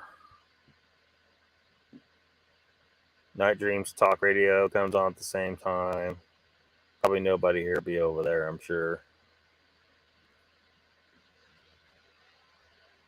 This thing is squirrely as hell. Paranormal Roundtable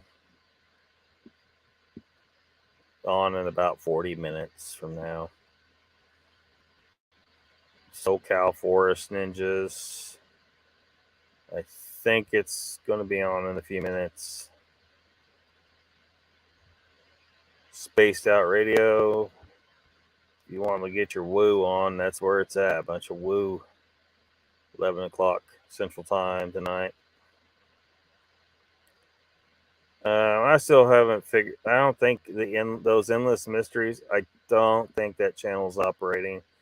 Tippa TV still appears to be. I mean, they've had a few. They put a few things up, but as far as like a regular live stream, doesn't appear. Is well, I don't know. They may be starting one. Hopefully they do, and get their channel back to rolling again like it was. Troubled Minds comes on in about 2 hours. These guys is TTABA, which is the truth about beer and something unexplained. I don't know. That channel may not be a good fit, but they're a live stream, 8:30 Central Time. UFO Paranormal Radio. Paranormal News is the show name. Should be coming on here in a few minutes. And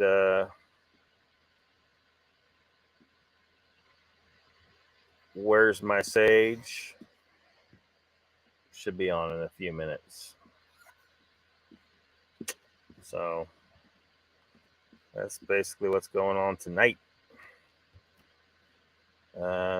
The only one I definitely will be at is Mogs, about an hour from now. In the chat. Danny says, LOL, in 1979, I was making $100 a night selling pictures at wrestling for 4 nights a week. I was 14. Making bank. Papa Craig says, I went to work in the mountains doing trail construction in 1970 and made $6.40 an hour. Joe says, when I first started smoking cigs, they were 75 cents a pack. When they jumped to $1.25 a pack, I said if they went up to $1.50, I would quit. I'm still smoking. Can you say dumbass? Chessboard says Papa Craig and Wall Street making a killing off our stupidity. Papa Craig says, oh yeah, Chessboard, they don't let us play. It's not a fair market. Danny says, when I was 16, I bought my first car and paid cash for it. 81 Trans Am. Angel Nolan says, Western, or to Joe, right there with you. I can remember buying them out if vending machines, 75 cents, still have not quit.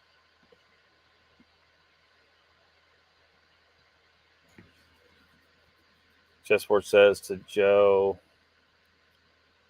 I said the same thing and smoked for over 50 years. Quit cold turkey, March 28th, 2020. I sympathize with you. Papa Craig says, I bought a 1965 GTO hot rod in 1969 for $1,500. Danny says, I'm watching Fade to Black tonight. Scott Walter is on Ancient Lost Civilization.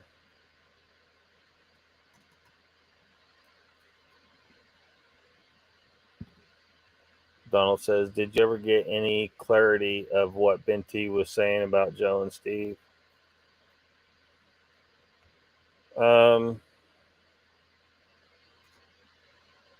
Nothing. Well, nothing more than what we talked about the other day. Chessboard says Papa Craig bought a 65 fastback Mustang in August 65 for $2,500. Reminiscing and stupidity. Joe says, Donald, anyone who watches that show can see the clarification. He was making shit up about me and Steve. Yep, that's about the long and short of it right there. I just don't understand why he's saying this. Everyone can go see for themselves. I mean, hearing his claims, anyone that's been watching Joe should automatically, like, your bullshit meter should just trip off immediately, because that's not how Joe acts. And to say that he edited the show to edit out the portion where Steve Coles was there talking to Ben T, there was no portion where Steve Coles was talking to Ben T. That didn't happen. So I don't know, man. Maybe this dude really does have some paranoid delusions or some shit. Like, maybe he needs some help, because he got this, and he thinks Bigfoot's watching him all the time. I mean, yeah, something ain't right. Papa Craig says, man, Chessboard, is that all they cost? My good friend bought a Shelby Cobra in 69 or 70 for $6,000. We laughed at him for an idiot. He's kept it garaged all this time.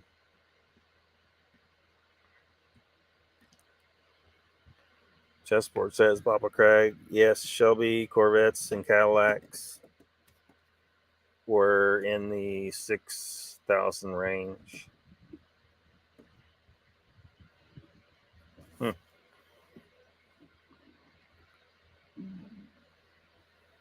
Jay says, amazing he hasn't been around. Are you talking about Ben T? Yeah. And he probably realized that he kind of messed up there.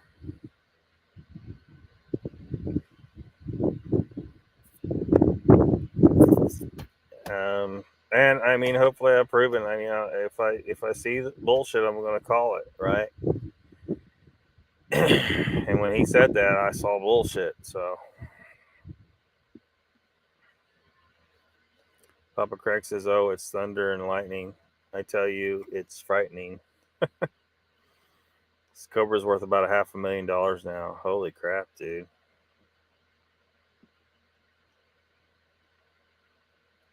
So now the question is, sell or not sell? The U.S. dollar might not be worth shit here in a few days, so you could say it's worth $500,000 all day long, and you might as well say it's worth a package of toilet paper. So I don't know what he should do. Maybe he should sell it and buy a bunch of silver or something. I don't know. Donald says, Papa Craig, imagine the price tag at Barrett Jackson today. Papa Craig says, LOL, Lockbeard and scary.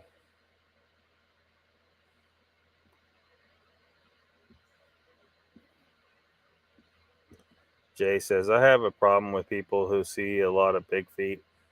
Lot as in many.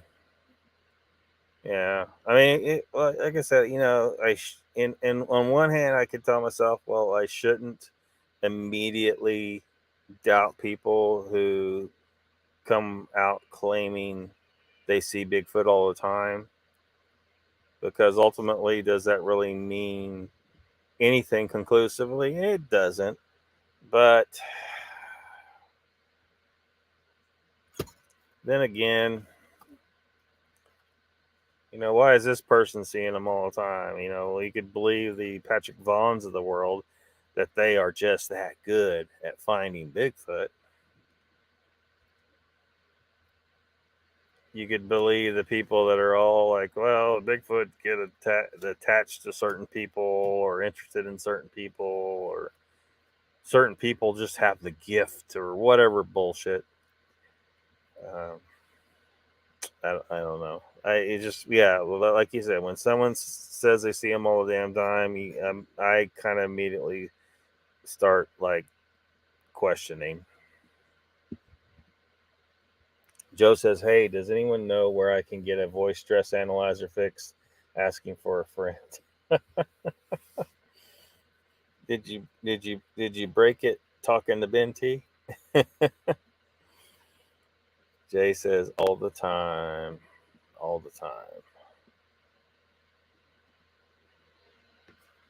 32 an ounce in mid-60s.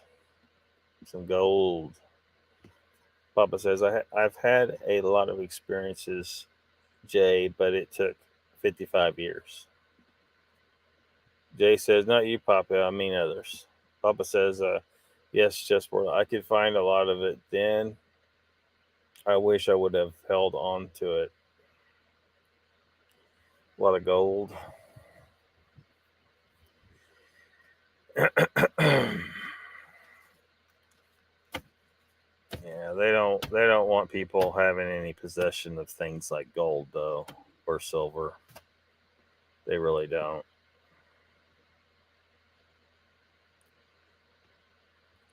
Probably what I wouldn't mind going up in the mountains somewhere where it's cool, paying some gold right about now. It's too damn hot down here.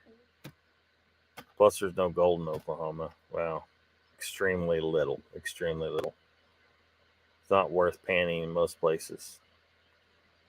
Jay says, I meant every time they go out. Chessport says, Jay, that's why you have a middle finger. Correct, CB.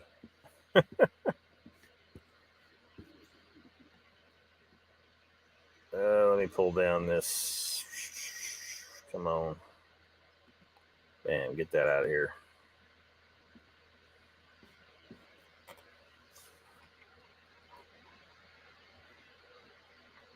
So what else? I don't imagine we have anyone from Sri Lanka watching. Be interesting to talk to someone who is there.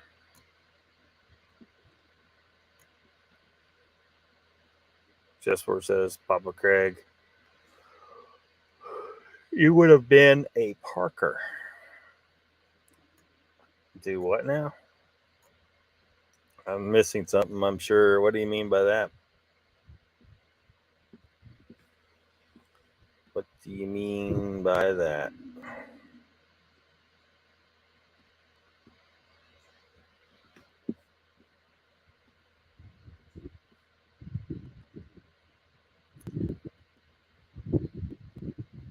Let me see here.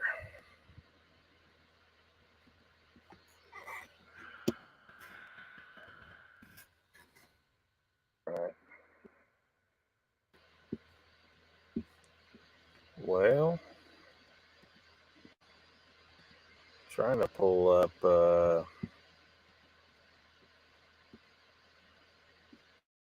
Where's it at? There it is.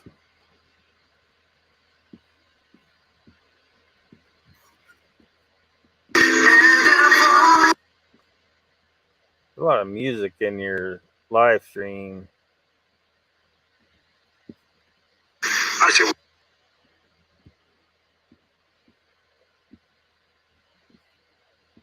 We got to look at this most of the time.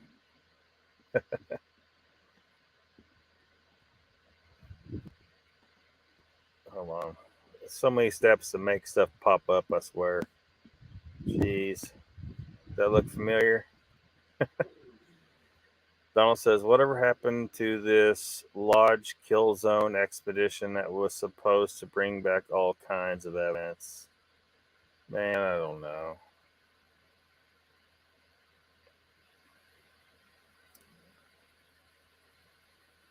It's. I'm sure a lot of people think they got things figured out, but at the end of the day, they never end up bringing back anything conclusive, right? Any real evidence, and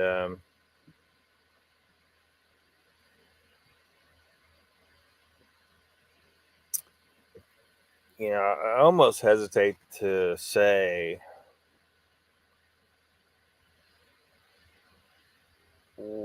what exactly I think people need to do to bring back evidence, but that information could be misused.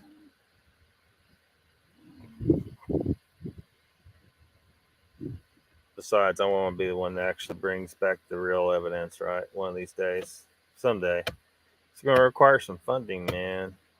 That's all. That's the reality. It's gonna. You can't be on a tight budget and bring back shit. Plenty of people have been out there on a tight budget and they're not bringing back shit. They might occasionally have an experience. They might, get some blurry video or pictures, but they're not bringing back physical evidence of shit, or at least very little, let alone a body. Joe says, anyone find any more plastic gorilla skulls? Sorry, I had to ask. Oh, that reminds me, that LOCKBEARD Phenomena on Saturday about that got 2 copyright strikes. Both of them were from his company or whatever. For the clips I played, the clip from where he's, the part where he basically tells you this is all a dramatization, like that's not real, and where he's doing the portal thing at the tree. That clip, like a minute long, and then the clip from the Elf video. They hit me with copyright claims on both of them, and on both of them I disputed them. And in a notes section I said, this is copyright claim abuse, which is against YouTube policy. Remove it immediately. after I gave the real reason, like it's fair use, blah blah blah. But yeah, 2 copyright claims on that live stream. Papa Craig says Parker Schnabel from Gold Rush is hoarding his gold. Yeah, he probably should. Probably should. Chessboard says Lockbeard Parker Schnabel, the gold digger. Yeah.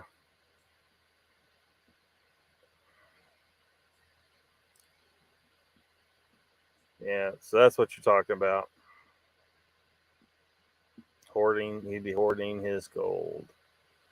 Jay says Lockbeard knows the bees doing. Lockbeard, how's the bees doing?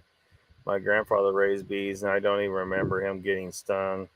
He would reach in, get honeycomb, have bees all over him. Yeah. Um, Part of it's not getting into them when they're pissed off, you know. But you puff them with a little bit of smoke, that'll calm them down anyway. But a lot of times, yeah, I can pop these hives open and pull a frame or a bunch of frames out, and a lot of times they're okay. It's kind of in their breeding now, like okay, we know on a genetic level that the human is going to come around and poke around and stuff, but he seems like he's trying to help us out. He brings us some sugar water and smashes some hive beetles and stuff like that. So yeah, but they're doing fine. I'm sure that one I was showing on my finger a couple times. They come in here all the time now.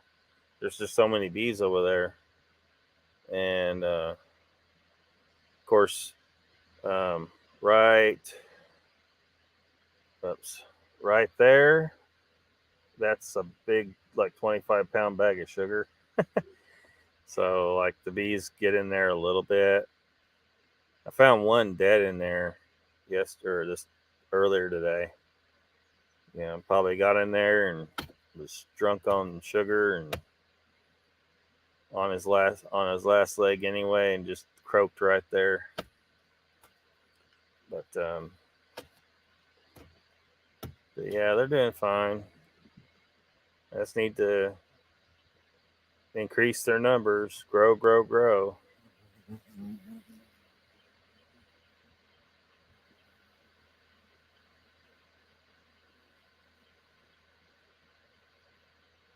Now I got a wasp buzzing me.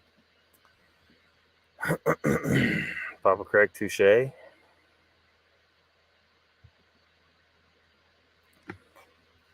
Says chessboard. Papa Craig says to Donald, they got lost, had encounters, but pretty much like everyone else who goes looking. Joe says my red flag detector goes on high when anyone promises to bring back evidence. Yeah, you can't really promise it.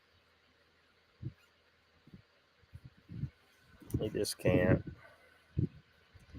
And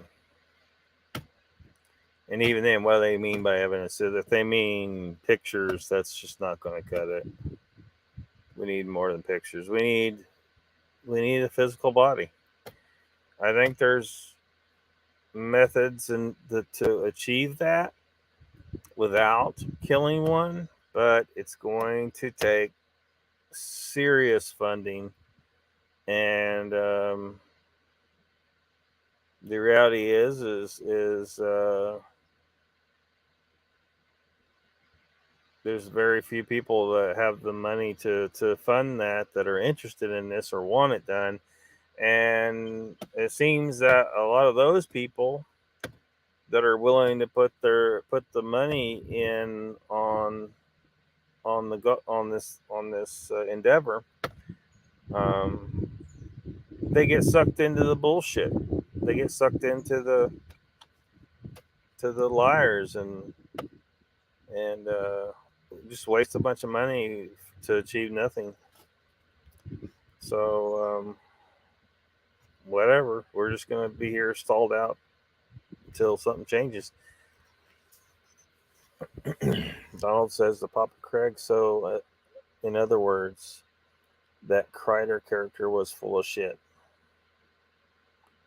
How do you miss a 120-foot tall structure on the side of a mountain, especially when you got drones with you? Kreider character. Donald says, that's all fair use, Lockbeard. Yeah, it definitely was fair use. But, I've gotten so sick of so many times, like I'm having to, because if you don't challenge it, if you don't go, like they don't send you an email, like you have to go into your videos and look and see what's got a copyright claim on it. And then you have to challenge it. And it's kind of a pain in the ass to challenge it, to dispute it. And then if they don't, a lot of times they're getting all the, if you're monetized. I'm not monetized, but I certainly don't want to one day when I am have them getting the money off my videos that is not theirs, because of an unchallenged copyright claim that was actually copyright abuse. And so it needs to be. So I have to stop it. I have to stop and go in and challenge them all.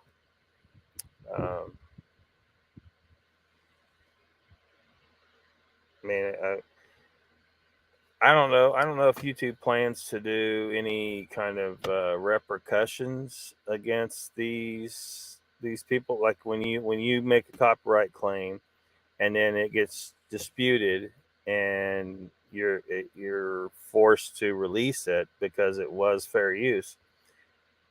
What are the repercussions for that? There needs to be repercussions for that. Stop harassing YouTube creators with copyright with fraudulent copyright claims. Stop it. Just a pain in the ass. That goes for you, Mr. Coyote. Papa Craig says he must not be the woodsman he claims to be, Donald. They could not find the mountain it was on. They had a tough time just making it through their hike. So they couldn't, let me get this straight. They were looking for Bigfoot or evidence of Bigfoot or a tree structure, but they couldn't even find a fucking mountain. Like, mountains are pretty big, they're easy to find. Papa Craig says, yeah, Joe, it makes me chuckle.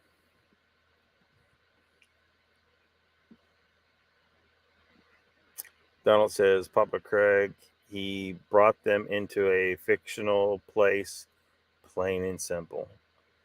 Pyromex here, welcome. He says, I thought when they first found the area, they were on mountain bikes trying to find a quick way back due to injury.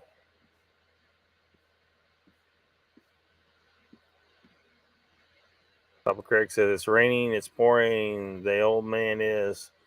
Well, send a little this way. Some cool air, too. Papa Craig says, Donald, Danny says he probably died of diabetic B seizure. Do what?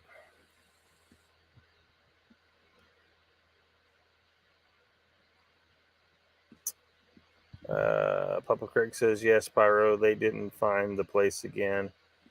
Ruthless is back. He says, on my PC getting ready for tattooed monkey string. Yeah, tattooed monkey string. Well, help him chase off those damn flurfers, man. Sick of those damn flat earthers up in there. The streams are bad enough because there's just so many people. So a lot of times you can't get a word in edgewise. It's bad enough just in general because of that. Without the damn flurfers coming in there, fucking everything up. Why do they gotta? They don't. Why can't they understand? They can't have Ken. They're never going to get Ken because Ken knows how the fucking universe actually works, and those douchebags can't understand how someone who who says quantum physics is bullshit and gravity isn't what it's claimed to be, and blah blah blah blah blah, isn't on board with flat Earth. Like, well, you guys think that means he should be flat earther, but that's because you guys don't understand science at all. You're fucking retarded. Go be flat Earth somewhere else. Fuck. Paramedic says, Danny, how did their doctor appointment go? Isn't that tomorrow? Says chessboard. Yeah, it is Tuesday. It is Tuesday. I didn't think he did them on Tuesday. Thought he was what now? Wait a minute. Ruthless says chessboard. There is no tomorrow. Huh. Jay says we're all going to more learned soon. Ishtal is coming to America. Why the fuck is he coming to America? I don't want to go over to his channel and watch to find out why in the hell Steve Ishtal is coming to the U.S. I know somebody said like he had some issues with the government or whatever, but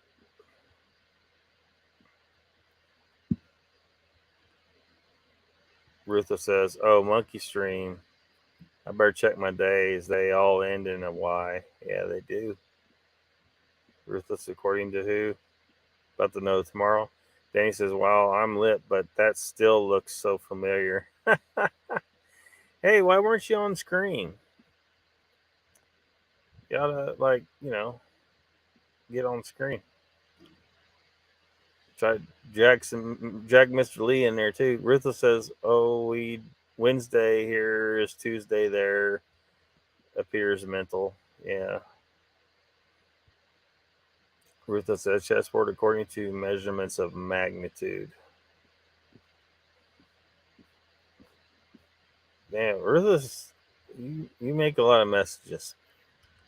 Tell me when tomorrow will rise. Bandy too long. It's only today. Joe says, "Oh hey, on your guide there, Lockbeard, you should put Bigfoot and more Tuesday talk 8 p.m. Central." So is that a regular live stream now, Joe? I didn't know he had a regular a live stream. So 8 o'clock Central on Tuesdays, Bigfoot and more. Holy crap! Well, that sucks because he's right when he's at the same time as Mogs.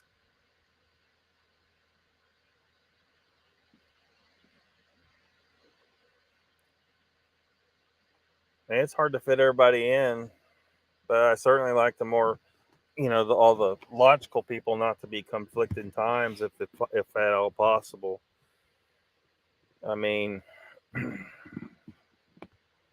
if you're at the same time as Bullshit Odyssey, do you really want the people that are over on Bullshit Odyssey? You don't need those people until they wake the fuck up. And when they do wake the fuck up, then they can come over on your show if you're on at the same time as Bullshit Odyssey is. But yeah, I better check out Bigfoot and More's live stream then, it looks like. So don't lay down with those expel fleas. Keep going. I can keep going if you want to invoke that topic. Stick to what you do and no chessboard going along to get along. What are you guys fighting? So many people really shit me.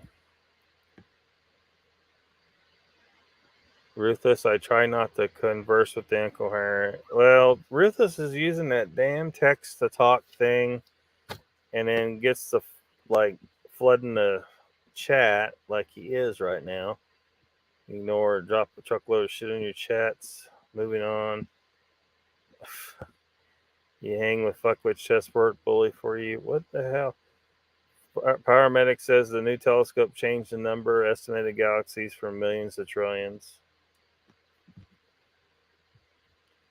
Well, I'll tell you this. The right number is not trillions either.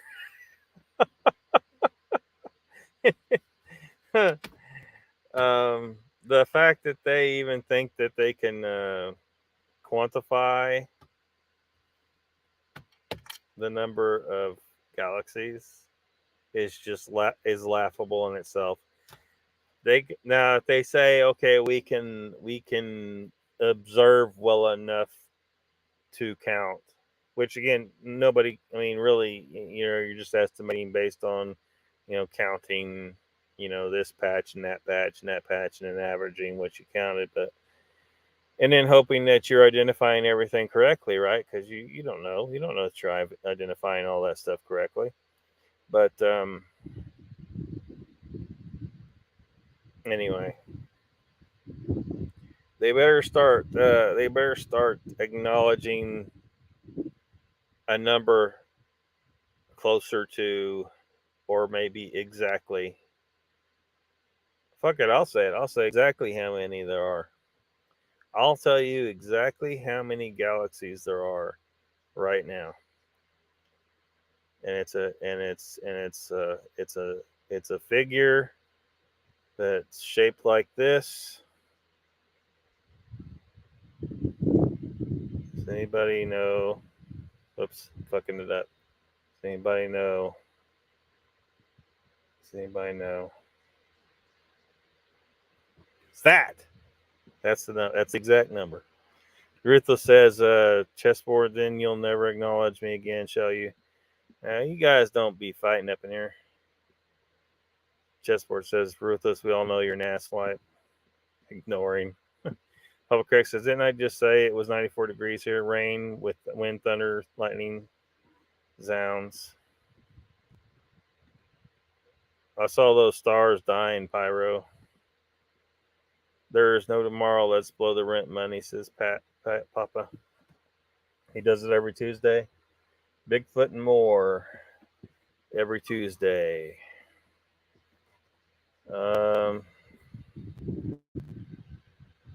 Well, we've been staring at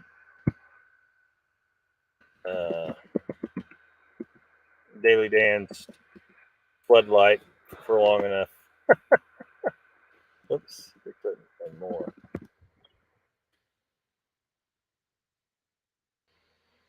Now, how in the hell am I not subscribed? This is not even remotely possible. YouTube must have unsubbed me, because this is not even.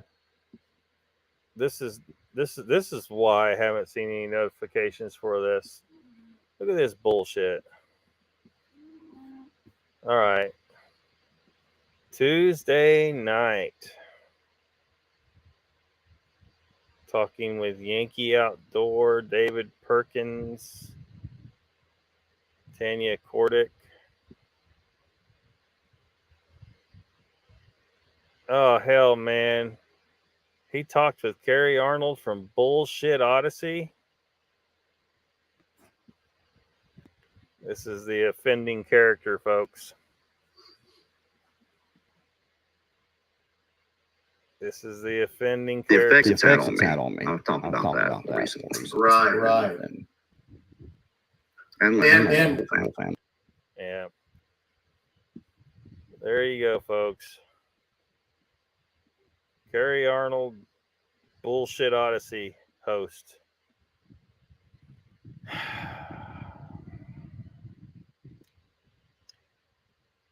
He's getting the wrong guest, man. Sorry, man. Bigfoot Moore getting the wrong guest. That fella there.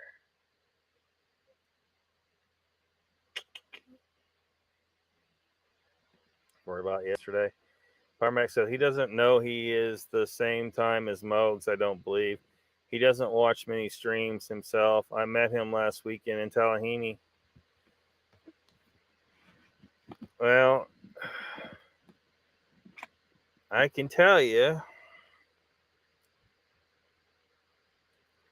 I ain't watching Carrie Arnold. That's just, it's not gonna happen. I don't know about his other guests. If I have a wild hair, I might look into them and see what we're dealing with. But if this is any indication, Houston, we have a problem. Houston, we have a problem because this is the bullshit end of Bigfoot. Kerry Arnold is very clearly in the Bigfoot bullshit end of Bigfoot, and that's just all there is to it. Hectillians, maybe. No, Ruthless. The answer is infinity. Infinity. Any Yahoo who tells you that there is some end to the universe is just horribly fucking wrong. They love counting stuff. Yeah, well, again, of course, that's something that Ken always talks about too. They think they got to quantify everything. There is some shit that you can't quantify. The only thing you can do is quantify as far as galaxy goes, numbers of galaxies. Like you're not going to quantify the total number of galaxies because it's infinite, right? But you can maybe determine average density of galaxies within our particular region of space, which it tells you precisely dick about the average density in some area far, far, far away. You don't know. I mean, we might look across our observable portion of the universe and come up with a fairly consistent average density, but that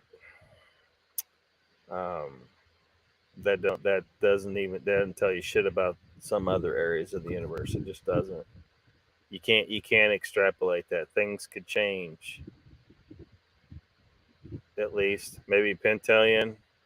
Pentellian, you're thinking too small. You can count. You think you can count? I don't know, Ruthless. Octillion.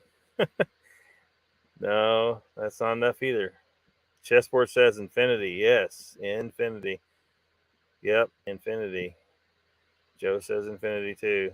Jay Fritz says bazillion, which I'll a bazillion. That's an acceptable answer. Michael Haywood's here. Welcome. The Purple M. Pyromedic says they were looking at a portion of the sky as big as your thumbnail at arm's length. Now they are looking at an area the size of a grain of sand on that thumbnail, and it still looks endless. Yeah, they're never going to be able to. Like, you could drive yourself crazy trying to see, like, because there's no end. I think a lot of scientists are going to have just as hardest damn time wrapping their mind around the concept that there's an end, because they've been taught everything's countable, everything's quantum, everything's particles, you can count this shit, blah blah blah, and the Big Bang and everything in existence started at this tiny point according to the Big Bang theory, which is bullshit, and then exploded out. So that means that there should conceivably be an end to everything in existence, and they're claiming space-time expanded out from that too, which means that I guess you come up to a fucking wall at some point, because at some time, according to them, at some point there's going to be an end to space-time, the fabric of space-time, according to them. Completely retarded concept.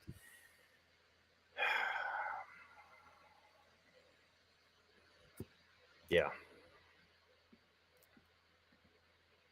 Ruthless says no fighting, Locky. It's a sick of ants thing. Clearly, they just love to dogpile. Collectivists are fools. Mr. Fuller, Haywood. It's got to be endless, doesn't it? Pyromedic. Yeah, it's got to be endless. Ruthless says, J. Fritz, that ain't the number.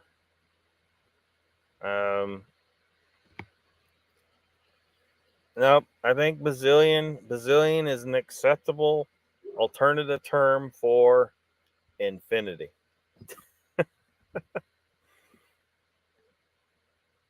How's it hanging?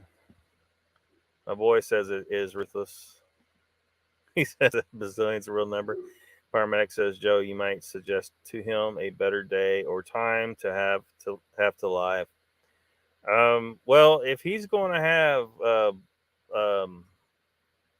well, if he's going to have bullshit on, it doesn't really matter. I mean, he comes on some of the more logical channels, the channels that try to keep shit real. But if he's going to have guests like Kerry Arnold on, I see no reason for me to watch. I'm sorry. I mean, he's a nice guy and all that stuff. I'm just saying, Kerry Arnold's in the bullshit in a Bigfoot. Him and fucking Mark Zasky, Paradolia King of Florida.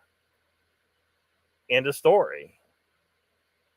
So, I'm not interested in watching that kind of shit.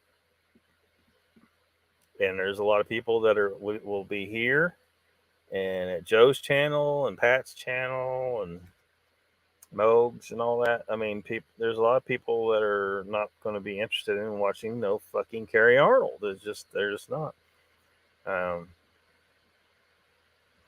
One Oregon. Ruthless says Jay Fritz has a son.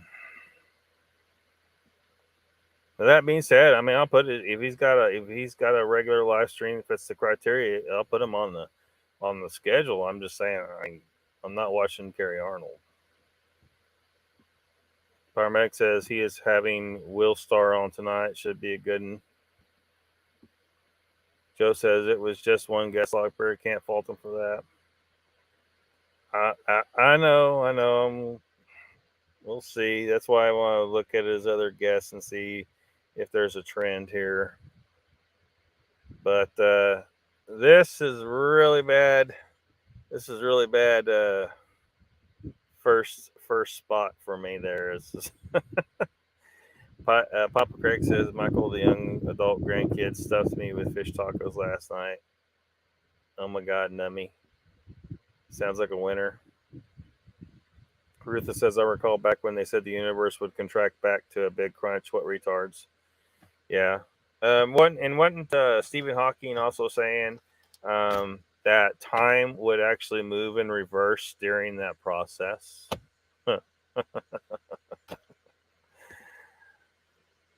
This is what happens when you put together a retarded set of theories, and then you have to reconcile. Things don't reconcile; they just don't, And you're saying, well, we need grand unification. Well, you wouldn't need grand unification if you didn't create puzzle pieces that didn't fit together to start with. The puzzle pieces are wrong, so of course they're not going to fit together. Your grand unification is never going to goddamn happen because you guys have misinterpreted so much shit. You made plenty of good observations, but you misinterpreted so much shit. And so now, we got just ridiculous mess. I still get people that are spooked by CERN, right? They're like, oh shit, they're going to fuck some shit up and, create a black hole or some bullshit and suck the earth up. I'm like, no, these guys don't even know what the fuck they're doing. They think they're bumping particles together. They're not. They're absolutely fucking not. But they're not going to create any kind of problem. Don't worry. I mean, they're kids making mud pies. That's what they are, and wasting billions of dollars doing it. They're just fucking retards. Rutha says, "Oh, full moon night." Jay says, "Grilled garlic butter crappies tonight, Papa. Corn on the cob, slaw." Rutha says, "Moon bats will be on the uptake." Moon bats will be on the uptake. Papa Craig says, "Dang, Jay, they're hard to come by here. The kids found them spawning in a tree under the dock at our trout lake." Sounds good too. Chessboard says, Papa Craig, I had a big bang years ago. Pyromedic says, they guesstimate they are seeing light from galaxies 100 billion years ago. Jay Fritz says, very good, little salt and pepper. Jay Fritz says, yeah, Papa, they love docks and poles. Probably had a brush pile out front. Papa Craig says, so Power Medic, they figure they can see that far. The light would be from 100 billion years ago. How long ago was the Big Bang supposed to be? Well, that, again, because they were estimating, what was it, 13 billion years? Yeah, if you could see 100 billion years in the past, but you think the universe is 13 billion years old, somebody fucked up. Donald says, I was waiting for that response, but about Dave's guest. My response, yeah. Papa Craig says, so Jay, should I plant a pole in the lake for the crappies and jet skis? I think they will have to do some more figuring. Yeah, they're going to need some more figuring, all right. They need to go back to the damn drawing board and stop. Because they won't be able to break because they're stuck in a box. They won't be able to understand, look, your science is so wrong, you got to go back to the drawing board. That's how wrong it is. You got to go back to the drawing board. And even though they do that, they're going to have a hard time seeing anything but what they think they know. They'll never be able to break out. I mean, maybe somebody will, but having true, unique ideas, which is not really unique. I mean, some people out here fucking know, right? Because we looked at enough shit and figured out, okay, there's a hole there, there's a hole there, and there's a whole bunch of fucking holes over here. Something ain't goddamn right. They fucked something up.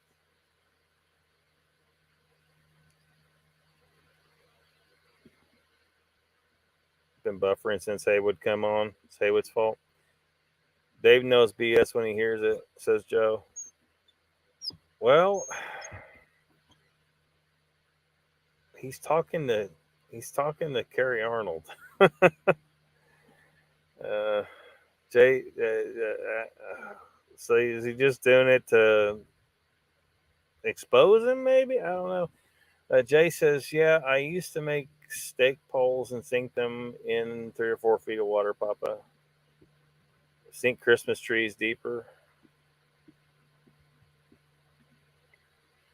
Makes sense, Donald.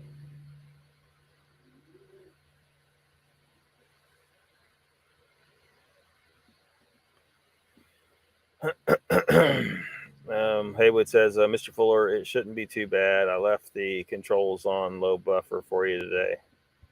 13.5 billion. Yeah. You can't see light that has been traveling for 100 billion years in a universe that's only 13.5 billion. So hopefully there's a bunch of them sitting back thinking, maybe we didn't figure something right. Maybe this Big Bang Theory is bullshit. Yes, you're doing. Keep going. Ask what else is bullshit. There's a lot of other bullshit you guys have been pushing for quite a while. You've ruined science fiction, by the way. You guys fucking ruined science fiction. I mean, it's good. I still like it, but it's just there's so much implausible shit surrounding quantum, and some more fucking quantum. It's all goddamn quantum, which is bullshit.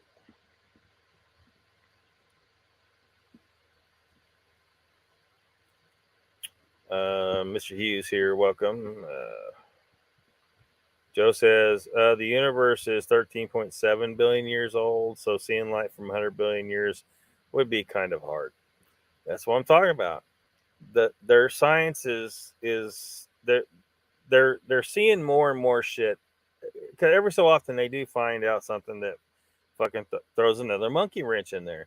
So they're going to get the mathematicians out and say, look, you guys, we're certain of this thing, but it doesn't reconcile with this thing over here. We need to find out how to make the math twist this shit to work. So then they do all that. They do all their mathematical trickery and blah, blah, blah, blah, blah. Or they could, hopefully, one of these douche nozzles is fucking listening right now. And look, I'm not going to teach you. Like, look, the best person is not me. It is not me. It is, well, and I don't, there's probably a better person than Ken somewhere. But Ken is the one who is putting himself out there. He's writing articles. He's written his book called The Missing Secrets of Magnetism. He's got his YouTube channel and like 6,000 videos he's done. Like, he has the drive to teach people. And not all his videos are science, but some are photography and other stuff. But that's where they need to go. They need to go to him and then find out. They'll learn there what the right path is, what they need to be looking at, how they need to be looking at things. Electrons are not particles, and neither is any of the other bullshit they come up with. It's not particles. But there's something going on. It's not particles, though. Chessboard says hello to Mr. Hugh. Ruthless says they used to claim they could see as far back as 300,000 years after the Big Bang, but couldn't see further because of cloud. And you got to watch out for those magical clouds. What a load of bullshit, says Ruthless. Exactly. Couldn't see further. Now they see 13 billion years back with a new telescope. Well, then aren't they? Isn't he saying 100 billion now? Jay says, I was bad at science, really good at daydreaming. Well, just daydreaming, you could probably get some shit right that they got wrong. Ruthless says, damn it, my typos are woeful on PC. Study hall was great. Papa Craig says, in my life, I have enjoyed the ever-changing narrative of the astronomers as they try to figure out what's happening out there. Jay says, yeah, CB, nap time for me. Nap time. Mogs is coming on in 15 minutes. Paramedic says, Lock, you're talking to us, and I can tell you, just looking around, there are some pretty good bullshitters here. Yeah, there might be a few good bullshitters here. Papa Craig says 13.8 versus 100. So how old is the universe? Infinity. Yes. When trying in my past trying to decipher shit, at some point I come up with a potential idea, which is probably not correct, but is that they say that the universe started out as let me get rid of this. Get out of here. Get the fuck out of here. Start out as a center point and then it exploded out, and so have a big bang, and then they said it would be it would eventually come back in and go back into a single point again.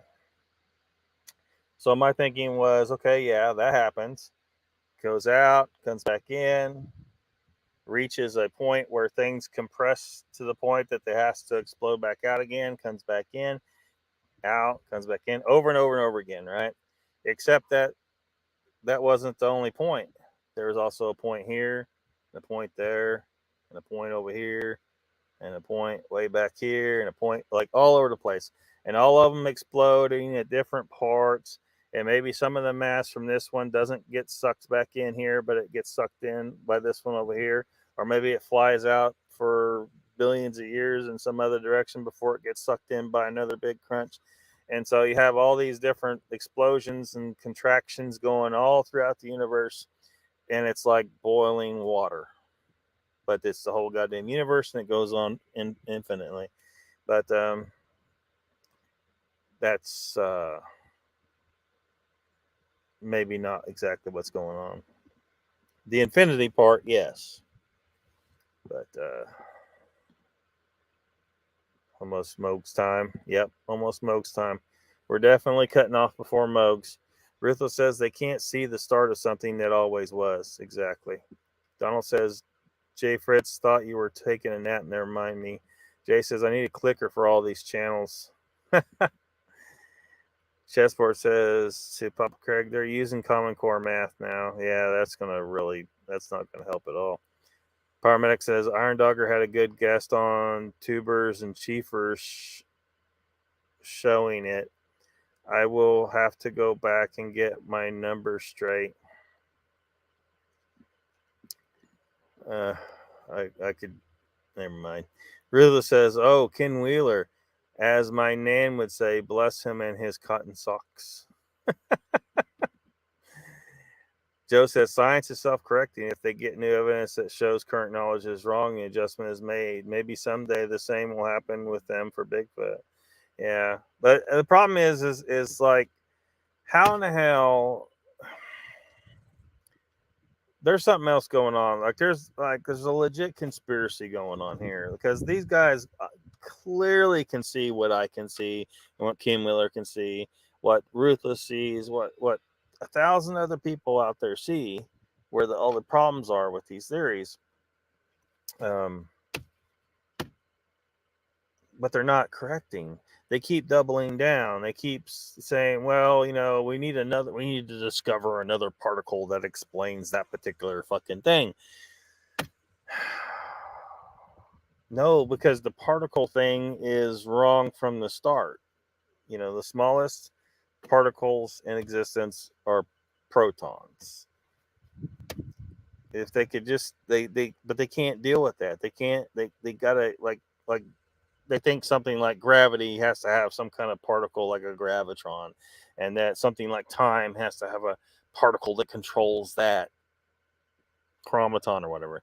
And this shit's all gotten up into science fiction, so they're talking about quantum this, quantum that, chromatons, and just fucking ridiculous shit that they could fix everything. It's all already been discovered. The ancients knew. They talked about the ether. They fucking knew how the universe actually functioned. And these modern scientists, I don't know if their egos are too big to allow them to recognize that, hey, y'all ain't the bestest shit that ever happened. That humanity discovered everything before you guys and knew a lot more than you guys know. So they see other things and effects that indicate that they're wrong, and they choose to come up with other shit to explain it. And they dream up shit like dark matter and quantum foam and space time and all this bullshit, instead of just acknowledging that the ether exists, and it's the medium through which frequencies and energy transfers. Papa says, yeah, chessboard tried using that as an experiment, junior high. 100 billion they claim, yeah. Only science I enjoyed was chemistry, playing with fire. Singularity, infinite mass, then boom. Yeah. Papa Craig says, how many of those big bangs could there be? Well, I don't think I'm correct about that. I think the Big Bang, the whole concept of the Big Bang is not, at best, not proven. Paramedic says, my lab partner burned his eyebrows off in high school making fireworks. He then went home and blew his left ear off, making them at home. Huh, didn't learn his lesson, huh? That's not a bad theory, Lockie. Food for thought. I don't think it's exactly what's going on, though, Papa. Or, Ruthless. Papa Craig says, maybe we'll do the same with Bigfoot Joe. Fireworks for your specialty. Paramedic says, they have pictures of light of the light of the entire galaxies curving around black holes, they are theorizing. Jayford says, I thought the smallest particle was my Winky. Ruthless says they create formula to deliver the desired outcome. Explain the inexplicable. Don't explain shit. Just try. Describe shit. Idiots. Mr. Lee, finally here. We're getting ready to go over to Moog's, man. Farmex says, Jay Fritz, that blue pill may have been working all along. Chessboard shit says, shit, they cannot identify the robber of the 7-Eleven with their cameras. Go figure. TMI, Jay.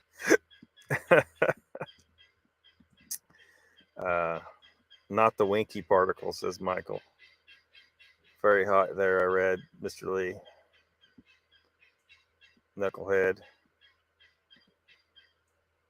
How they're foxes. With all over our national news, how bad it could get. Yeah. Always hungry.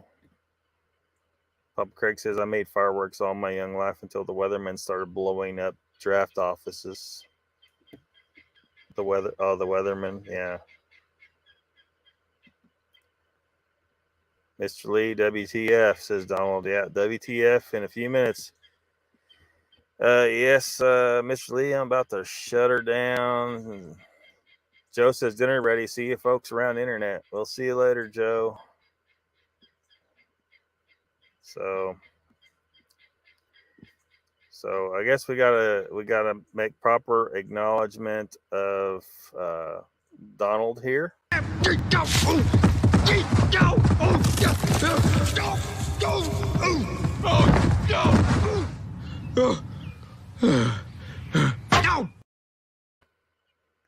Yep. And Timmy's not here. Timmy's not here. So I don't know. We need something to properly acknowledge Mr. Lee. What's the best one for Mr. Lee? What's the best one for Mr. Is it this one? Here's $50. Is it that one, Mr. Lee, or is it this one? Fuck, you're old.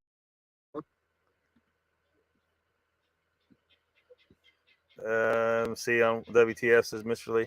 Ruthless says, heading off to get some breakfast, Locky. Thanks again for having me. Thanks for coming, Ruthless. Him and kids the 50s could blow shit up. Take care of Mr. Snyder, says Michael. Oh, no problem, Chessboard. Thanks for coming. Love that episode of The Simpsons. Yeah. Donald says that particular scene encapsulates his life.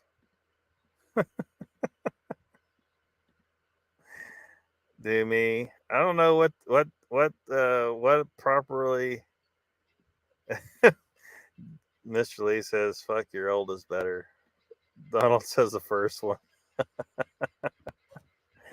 All right, we'll see you over there, Jay. We're gonna cut out here any second now.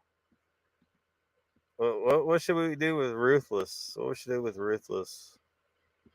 How about this one? I like to fuck my cat.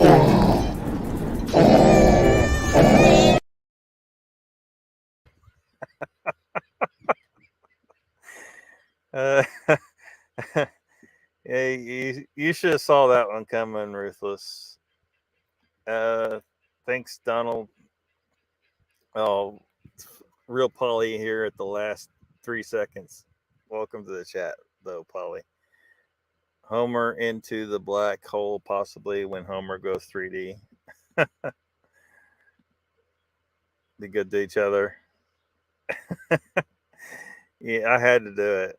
Ruthless seems to have a thing for cats, so I just figured, yeah. So anyway.